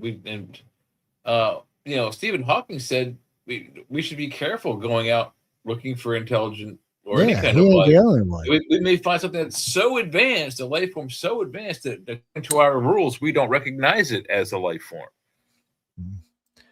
Let's see. Isolated under fire, Iran strikes out at Russia and China as they stand aside and just say, well, fuck you. Huh.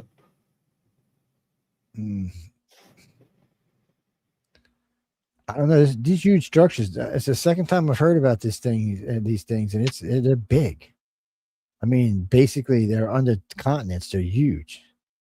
So here you go. We talked about this earlier, though. Russia is providing Iran with intelligence to strike American military targets in the Middle East. And the Ukraine is providing specialists to assist in drone destruction, tracking, and killing. Monica Lewinsky breaks silence as Bill Clinton's name reappears in Epstein news, saying, well, I always knew he was a pervert. He liked to stick cigars in my you-know-what. No, what was she, 18 or 19? I don't have Alexa in front of me, or I'd ask. No, she was an intern. She was young. I think she was 18 or something like that. Hey, Google, how old was Monica Lewinsky during the Bill Clinton scandal? Monica Lewinsky was 22 years old when her relationship with President Bill Clinton began in 1995. The scandal. Hey, Google, stop. China's moon biosphere discovers. Oh, where'd it go? Where'd it go? Lost. Where the hell did it go? I do know. I guess it disappeared. Florida congresswoman claims evidence of interdimensional beings. Dun, dun, dun. There's been a lot of those AI stories with congressmen and women saying this, that, and the other thing about interdimensional beings all over Facebook. Just because AI said it doesn't make it so. Yeah, there's that article about China moon's biosphere discovery was kind of interesting. Here comes the big bombs as U.S. escalates strikes on Iran's huge military. Well, yeah, because we used all the little ones. So, scientists find 2 million-year-old tunnels spanning 2 continents built by unknown life form. So that's actually different than the one we read up there. It's actually a different article. Oh, and then there's this one. Something moving inside the moon, scientists say. Remember, we talked about this a couple of weeks ago, and now they got more evidence that something is moving inside the moon. Well, that's our last article. Which, what do you mean? Well, no, Donnie, we stayed late. What depends on how much stuff we got, and like I said, the show actually goes to 1. But if we're done, like we're finished with articles, and we've been through all of our news cycles tonight. Yeah, I mean, there was a lot of news to cover, but it was pretty good. And then we got a little off track with our good buddy Leah. Hey, at least we didn't, but we didn't burst into food porn. Yes, and well, a friend of mine was trying to retire from hosting, but I'm gonna see if I can't get her to come bug us. Well, she's a good friend. I'd like to have her on air with us. Carney is a whiny bitch. Yes. Simon is another whiny bitch. And what's his name from France is a whiny bitch. Turkey told the French president to basically go fuck himself. I don't know what was going on there. I don't know what he was telling him. Maybe he wanted to use his base or something. Well, we got planes all over the Middle East right now, but I mean, we're not. If we really here you go, Jack. Let's just be frank about this. We haven't deployed the B-2 Lancers over there, or the other stealth bomber, or the B-52s. If we wanted to do serious devastation, we have the ability to do so, and we don't have to use nuclear bombs. We have 3,000-pound bombs we can drop all fucking day long. In a manufacturing facility that can pump out plenty of them while they're doing that. It's not like I said, we haven't deployed any of these bombers yet. We have air superiority now, so we don't have to worry about something getting shot down. We can just send them over there, and they've used everything. They've said B-1s, B-2s, B-52s, everybody. All of our bombers are gone. Yeah, well, I haven't heard about any B-52s because, man, you know when they drop. Oh, yeah, no, yeah, they were running sorties the other day, like 2 days ago. Oh, well, them motherfuckers, they drop us. They can go a half-mile wide and 3/4 of a mile long, and I forgot what they use, but that's how wide and long. You put 3 up wingtip to wingtip, it's like 1.5 miles by a mile. We can erase the country in an hour. Yeah, and we had a bunch of back in there. We used to say it all the time. Why don't we just put them wingtip to wingtip and carpet bind North Vietnam into the Stone Age, or North Korea for that matter? North Korea doesn't have hardly any lights at night. If you look at a satellite of North Korea, it's pretty dark. And if you look at South Korea, it's fucking lit up like a motherfucker. But not North Korea. They do that partially on purpose. Yeah, makes it hard to hit targets. Kim Jong-un he hasn't been talking any shit. You haven't noticed that? Trump, he was talking shit the whole time. Biden was. Now Trump got back and he's like, oh man, no, Trump, don't worry about it. I'm gonna give it to my daughter. Singing a different tune. Yeah, he's saying, you know, I'm gonna let my daughter have it. So just calm down, Trump. You know, his sister. Rumors has what South Korea said his sister is pissed. They'll be lucky if there's not an assassination or at least assassination attempt. She thought she was going to get to be the ruler. When he stepped down, she thought she was going to get it. He had been letting her do stuff, you know, in Trump's first term because he was scared to put his head out and get killed. Well, I mean, look what happened. I mean, look what happened. Yeah. Yeah. I mean, we took your boy out of Venezuela and we killed him. I told her, so he probably had legit reasons.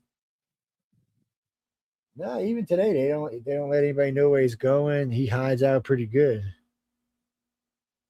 Who, me? I'm going to go eat some these mini chocolate cocoa cupcakes with this thick, creamy buttercream chocolate icing on top. Yeah, probably every time I eat one, I'm probably feeling an artery clog. Jamie, I was doing it all day, man. I was telling Jay about it. I lost a pair of sunglasses working at that stupid lift station. It was weird because I had never seen like this. We had from the bottom of my main drain going to the lift station, which is about 10 feet. It was just solid like grease and soap. And we don't dump grease down the drain, which is really weird. So any little grease that's left on your pan, certain soaps congeal with them and make like a plug. It's white. It's grease. It's grease and soap put together. I was like, well, I've been a contractor fucking 40 years. I didn't know that. We were always unclogging drains, but this was ridiculous. I had to put the hose on each end. And I got them coming out to clean the lift station again tomorrow. And then I'm going to run the hoses through everything again. Steph, I could have hired a plumber. It would probably cost me about $500. I would have charged about $1,000 for this job if I was doing it for somebody else. Nah, I just, it sucks getting all dirty. Nobody likes to play in poop except for babies and dogs. And monkeys. Yeah, monkeys. They like to throw it at you. Yep. It's well, it's starting to feel like summer down here, so you gotta be careful in the south. I noticed yesterday when my baby's breath. Well, this thing is 7 foot tall, 8 foot wide, and it's gonna be full of these white flowers pretty soon. I usually wait to do anything till I see my oak starting to get leaves, because that means we're done with the cold weather. But my China ball trees haven't even got leaves yet, which suggests we may not be done with winter yet. See, we got these things up here called evergreens. We can't ever tell when spring's coming until the flowers pop up. We got that's all we got pretty much down here is evergreens and oaks. It's pretty much it. And if it don't get cold enough, the oaks won't lose their leaves. It's got to get pretty cold for them to lose them.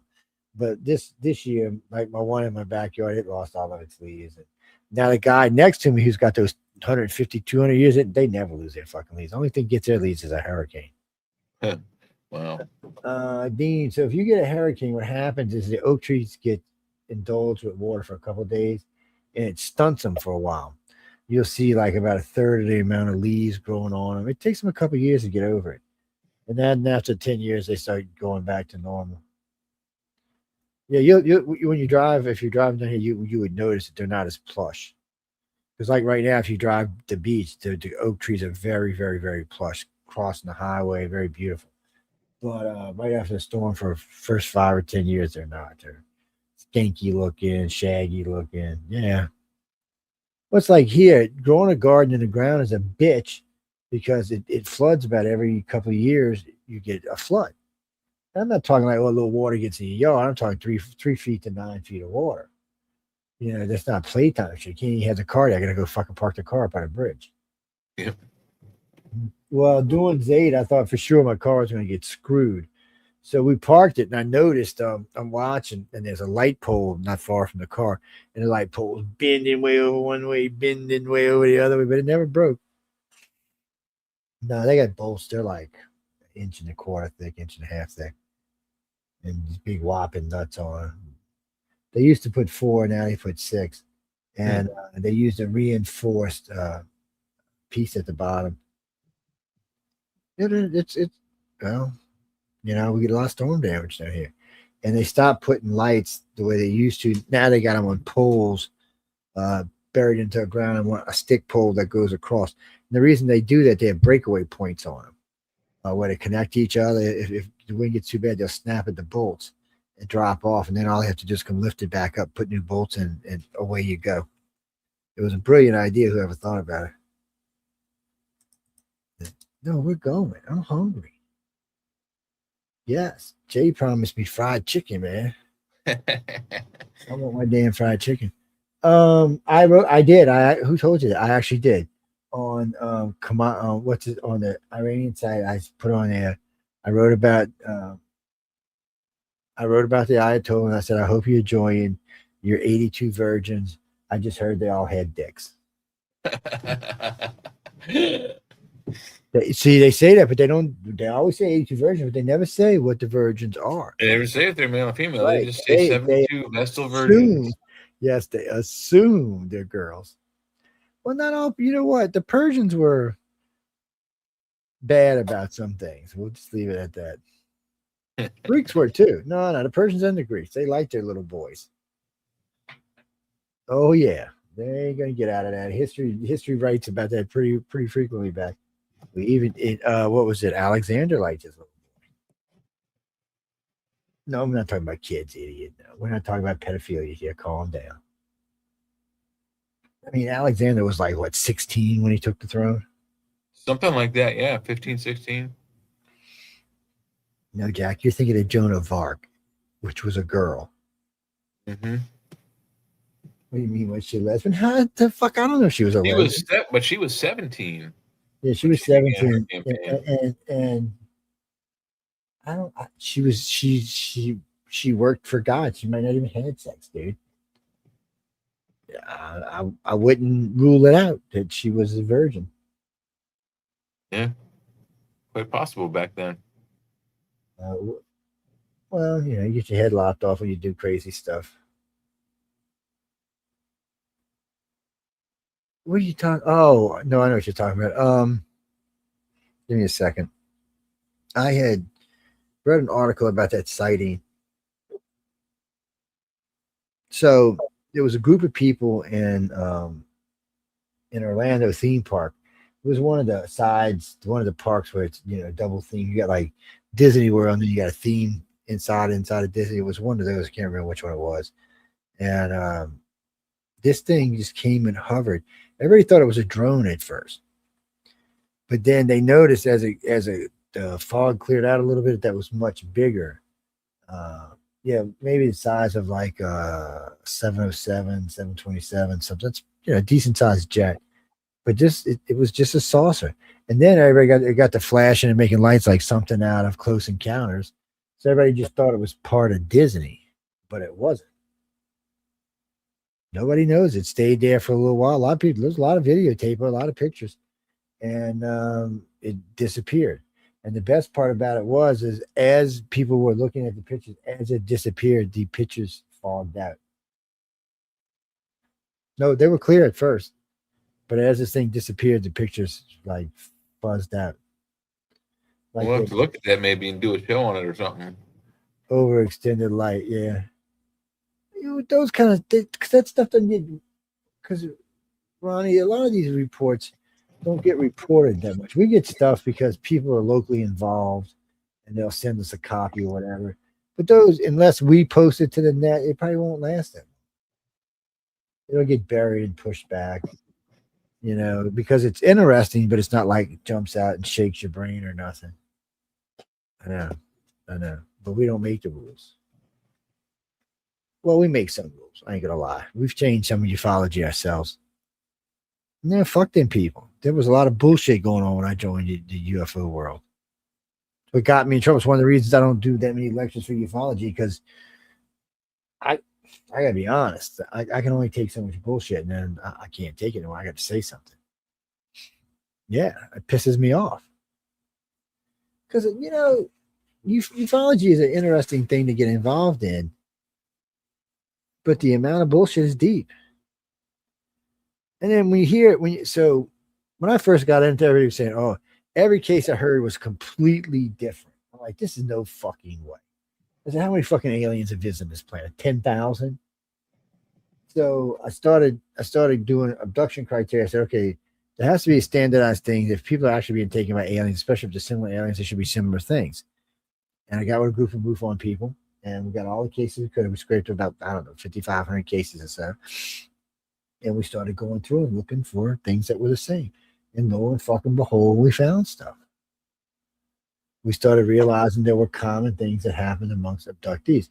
The thing that amazed me or shocked me actually was in the early 2000s when we realized that ET adjusted themselves for what the researchers were doing. It was phenomenal. That means they knew and were paying attention to what the fuck we were doing, because we went from losing time to gain time. And the way they started doing memories was, instead of cover memories, they started using looped memories. I mean, this shit changed everything, and it made so many researchers not be able to find legitimate. Somebody asked me just the other day, how come there's not as many abduction cases coming out of this, that, and the other thing? I said, it's because the researchers have not realized what's happened. Even though I've been talking about it for a fucking decade, they still have not realized how much ET reacted to what we were doing. They realized, they said, well, you know, every time there's missing time, they know that we took them. And then we started watching people. We started knowing people being regularly contacted. We started getting involved. We started realizing what the memories were and how to dig them out and what to do to find them. Even advanced extraterrestrial memories could be found. So they changed the way they did things. Now there ain't a fucking memory to find. I mean, it's an alien memory to find at the contact if you can find it, but it's usually covered by a looped memory. And a looped memory is a memory you fucking believe.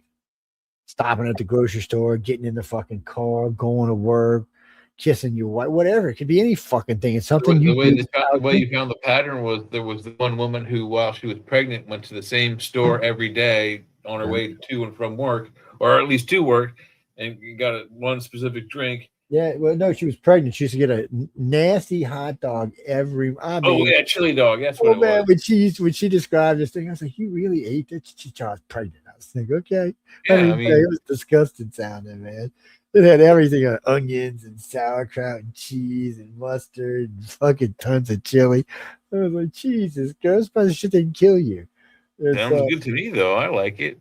And then the other thing that tipped us off was a case in Gulf Breeze, Florida, where someone was issued a ticket before the time the car was actually there. So this is a weird thing. So there's a place in Gulf Breeze, Florida. We go there ourselves a lot. And it's a little hotel on the back bay right up against the Eglin Air Force Base. It's a great place to do research because there's a lot of abductions going down there. A lot of people come down there basically just to fucking get taken. So there's a big base in it. A lot of shit goes on. It's big, huge, everything non-nuclear gets tested at this base. So it'd be a base that ET would be interested in. But regardless, so these people were at the hotel. They get up, they leave their hotel, they drive over. They leave their hotel at 15 minutes to 11, I believe, or maybe 20 till. And then right down a little beach piece is like maybe 5 minutes away. They stop at the local 7-Eleven, go in. There's a shift change going on. In Florida, they're required to work 2 people on each shift. So we're talking to them because we used to be in a convenience store business way back when, I first got out of the Navy. And we were talking to them a little bit and told them what we were doing. We were out looking for UFOs, and they giggled and laughed and stuff. And we did our thing. And then we got in the car and drove down to so there's a side road where there's a bunch of sand dunes and stuff. Just before the park, which there's a park there now. So you drove down there and you get all the way up to the fence where Eglin is. I mean, all the way up to the fence. So you get all the way up to the fence. You go out there, looking around, looking for UFOs, see a couple of weird things, get back in the car, go back to the hotel. A couple of days go by, reach down and get something, and in between the seats is a ticket for 10:10 p.m.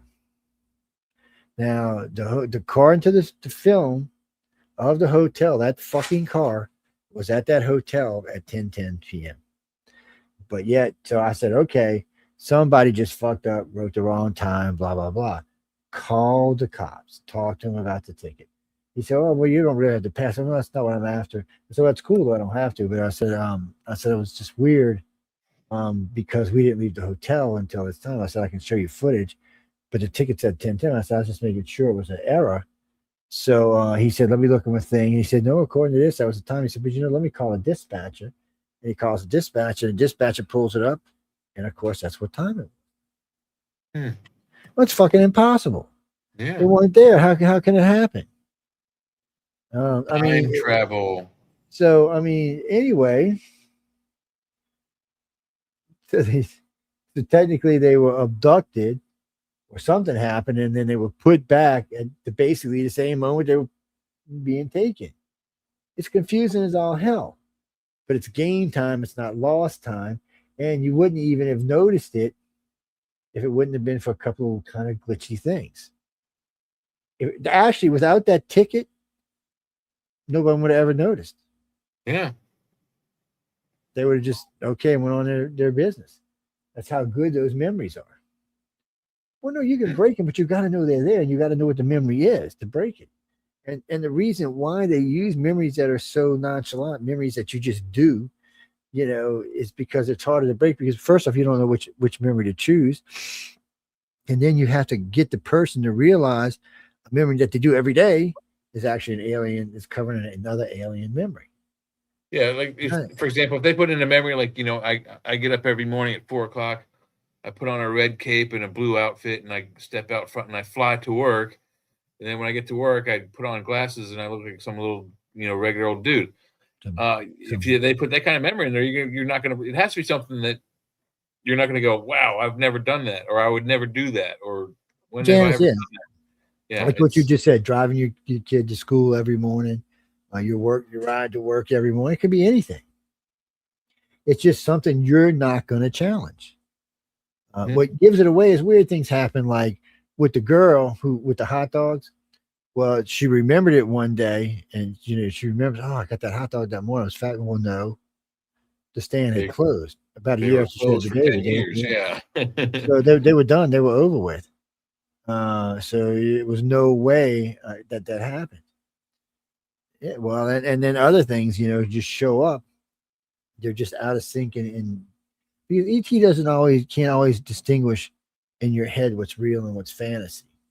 So sometimes they'll confuse a fantasy with a real memory, and then you'll be thinking about an individual in a way that you're like, well, no, your brain knows they're not a real person. Yeah, Jack, like the episode on Star Trek where Riker fell in love with the hologram girl, Monette, was that what her name? Yeah, Colette. She the little weirdo people, the Binars made her, yeah. Minuet, yeah. Was it Minuet? I thought it was Colette, but yeah. I did. When you said that's what made me remember it, the Ed part. Yeah, it's Minuet, yeah. I guess she was attractive. I really didn't think of it like that. I mean, this was Star Trek being weird. Oh man. So I seen the season finale of Star Trek Academy yesterday. Oh yeah. So it's not canceled. Whoever texted me that. The whole season 2 has been made. That's what worries me, because maybe they didn't get all the complaints in time to fix season 2. And if they didn't, it's gone. Well, I mean, it's got some decent characters, but it's okay. The captain girl, the whatever they call them, the ones that live forever, she's a fucking idiot. The Klingon, Jim Hadar, is a fucking idiot. The Klingon that's wearing a skirt, he's a fucking idiot. Come on, John, you got to be serious, dude. Do you think a Klingon and living on any Klingon homeworld would be wearing a skirt? And still living. Yeah, they'd be beating the shit out of him every day. Maybe that's why his dad took him off and didn't put him on a homeworld somewhere. Well, that's true. He did help the Klingons to get a new homeworld. That's true. And that guy did give him a bow. Maybe he didn't notice he was wearing a skirt.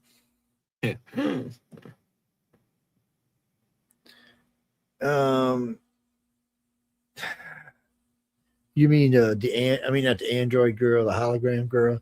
She's goofy, but she's actually, as a character goes, she's got a little bit more than some of the other characters, and they had to just redo her and give her daddy and shit, so that helped her out a little bit too. You mean? Oh no, they just brought his mom on the ship yesterday, so he found his mom. I can't think of his name yet. The tall, good-looking guy. Oh yeah, the kid from the beginning. Yeah. Yeah, he found his mom yesterday, and she's on the ship. She does not look like she's not going to be evil. I just got the bad feeling this woman's going to turn out to be not so good, because she knows the guy who's causing all the trouble, who went and stole all kind of weapons from Starfleet. Really nasty ones too, things that make black holes and shit. It's woke. It's not woke like Discovery, but it's woke. So this is what's so funny about this. Picard felt the need to come out and say something about this. William Shatner felt the need to come out and say something about this. Michael Dorn came out to meet the guy, and then afterwards had to say he's not sure what a gay Klingon actually is. Yeah. Because I understand the medicine part, he said, because we've played that on Star Treks before. Doctors from, that they're not all well loved, but they still have to be needed for the Klingon world. But Well, Jane, this is the 29th century. I guarantee you they know how to fix problems in anybody's psyche by then. Yeah. I would guess it would be up to the parent, but still. A lot of that may be done automatically, pre-birth. Yeah, they may take a lot of bad things. Well, let's just say out of the norm things out of your head. Things that would cause you grief as you got older. Mm-hmm. You mean like Ozempic? Ozempic is so Ozempic is unless we find out it's something really bad with it, it's going to be the next miracle drug, like aspirin. First off, it's really good for diabetes. It's also good for heart problems. Yes, and weight problems. It's a GLP-1, isn't it? Yeah, it helps you lose weight, but it's even better than that. It controls addictions. Oh yeah, people who smoke weed or cigarettes on it tell me after about 3 months on it, they don't want to smoke anymore. They don't want to eat anymore. It's matter of fact, you got to watch it sometimes, because what happens after about 8 or 9 months on it, you start to lose your appetite completely. So not only you're losing, a couple of pounds each month, now you're not eating anything, so you're losing more weight. Well, one of our hosts on here was like 320. Last I talked to him, he was 150. He looks like a skeleton now. Well, he had diabetes. He wanted to get his weight down. No, we gotta go. Look, it's already 12:30, man. Look, my tie's not even tied anymore. Yeah, it's 1:30 my time. Yes, Jay's 1:30 in the morning. Jay's time. He might want to sleep or something. Eventually, I got stuff going on tomorrow. Yeah, he's going to get pregnant again. Oh wait, did I say that? I lied. Shit, that was supposed to be a secret. Who? No, we are looking for female hosts for the chat. For here, well, we would welcome a female host. I mean, Leah comes to host us every once in a while, but we would love a female host. And here, just know your politics. All I got to say. I don't even care what side you want to be on. Just pick a politics. Just know if you're an asshole, we're going to argue with you. Ain't nothing wrong with that. You seen that picture I put up about being a dick? The five has that one Democratic lady, Rachel Turco or so, whatever. What are you talking about, Rachel Mad Cow Matter? No. On the 5 on Fox, it's Turco or Turso or. Oh yeah, I don't know the names. I can't think of it. She's a liberal, she's left-leaning liberal Democrat. Oh, how did Jeannie do it? Okay, yes, I'm blinking us out of here. God damn, shit doesn't work. Hold on. Well, God, I'm not a genie. Oh, that's right. I should be a gin anyway, right? Oh, I'm doing it wrong. I should go. Yeah. All right, we got you. Anyway, ladies and gentlemen, that's right. We're gonna get out of here, guys. I want to thank everyone for tuning in to United Public Radio and using the Flipside. I hope you enjoyed the show. There's a lot of good stuff in the show tonight. Thank you, Kirby. I know it's the second night we did like an hour of clips, but we get a lot of these clips. A lot of them are good. As long as they're not third party, we'll use them. Whatever the fuck that is. No, because they're good stuff, like the Trump stuff. That shit was fucking funny. And so we did hardcore news. We talked about Epstein and Trumpy and why it's not relevant. We talked about Iran and what's going on over there and who's bombing the shit out of who. We also talked about it being day 7. Well, I really wanted to talk a little bit more about the Ukraine and some European stuff, but that can wait till Saturday. It's because it's not really hardcore news. It's just more like stuff that's going on. What do you mean, Jack? What are you requesting for tomorrow? Oh, how to make a quesadilla? Yeah, if I remember, I'll tell you. It's easy. It's fucking easy. Quesadillas are easy. I have a quesadilla machine, but I don't ever use it. I use I make the big one, so I use a big skillet. Yeah, man. So look, first off, we're going to go right now, but before I do anything, I heat up the pan. I get both sides of the quesadilla crunchy, okay? Because they're soft in the middle, so I get them crunchy. Then I load them down with whatever, put all my shit in there. Sometimes I'll put a whole one on top. Sometimes I'll fold it over. Just depends what kind of mood I'm in. Flip the whole damn thing over. Flip again. Make sure all the cheese is melted real good. Take it off. Take my pizza cutter. And, I use a couple of things inside. And I can tell you how to make one out of a pork roast that will make you like, oh my God, your wife might give you booty for 3 weeks. This shit is fabulous, man. Oh my God, it is fabulous. And it's because it's pork. It's unexpected to be that good. Well, I mean, pork quesadillas. I mean, I'm sure they exist, but I've never really seen any in any restaurants. Oh no, I was surprised. And the tenderloin is so tender inside that quesadilla. Oh man, was that? What do you mean? No, I use a quesadilla cheese, but I use a regular quesadilla cheese, and then I use a mixed blend like a pepper jack, Colby Jack with some more queso cheese in it, and then let it all melt real good. But I use, depending if I'm cooking the meat myself, then I use everything and make all my seasoning juices in the meat. That way, when I throw it on a quesadilla, it's all running out the side. But if I've already cooked something or something like that, I get there's a lot of ways you can do this, but like that cheese dip you get. So I found at Walmart this queso shit you squirt out. So I just squirt it on, rub it all in there real good, and then throw all the meat on top of it that way. Because you want something liquidy underneath it, so when you bite into it, there's some juice to it. Not a lot, because you don't want the shit running all over, but we're talking about. Most people make a quesadilla. They usually use like shredded cheese, and it doesn't always melt evenly, and it's kind of oily. Yeah, well, I'll show you the trick to melt and make it all melt around. Yeah, use a big frying pan like I did. That bitch will melt everything. But flipping them, actually the easiest way to make the quesadilla. Like I said, I like to put two together. But the actual easiest way is to just fold it over, because that's going to be hot when you fold it. Flip it over.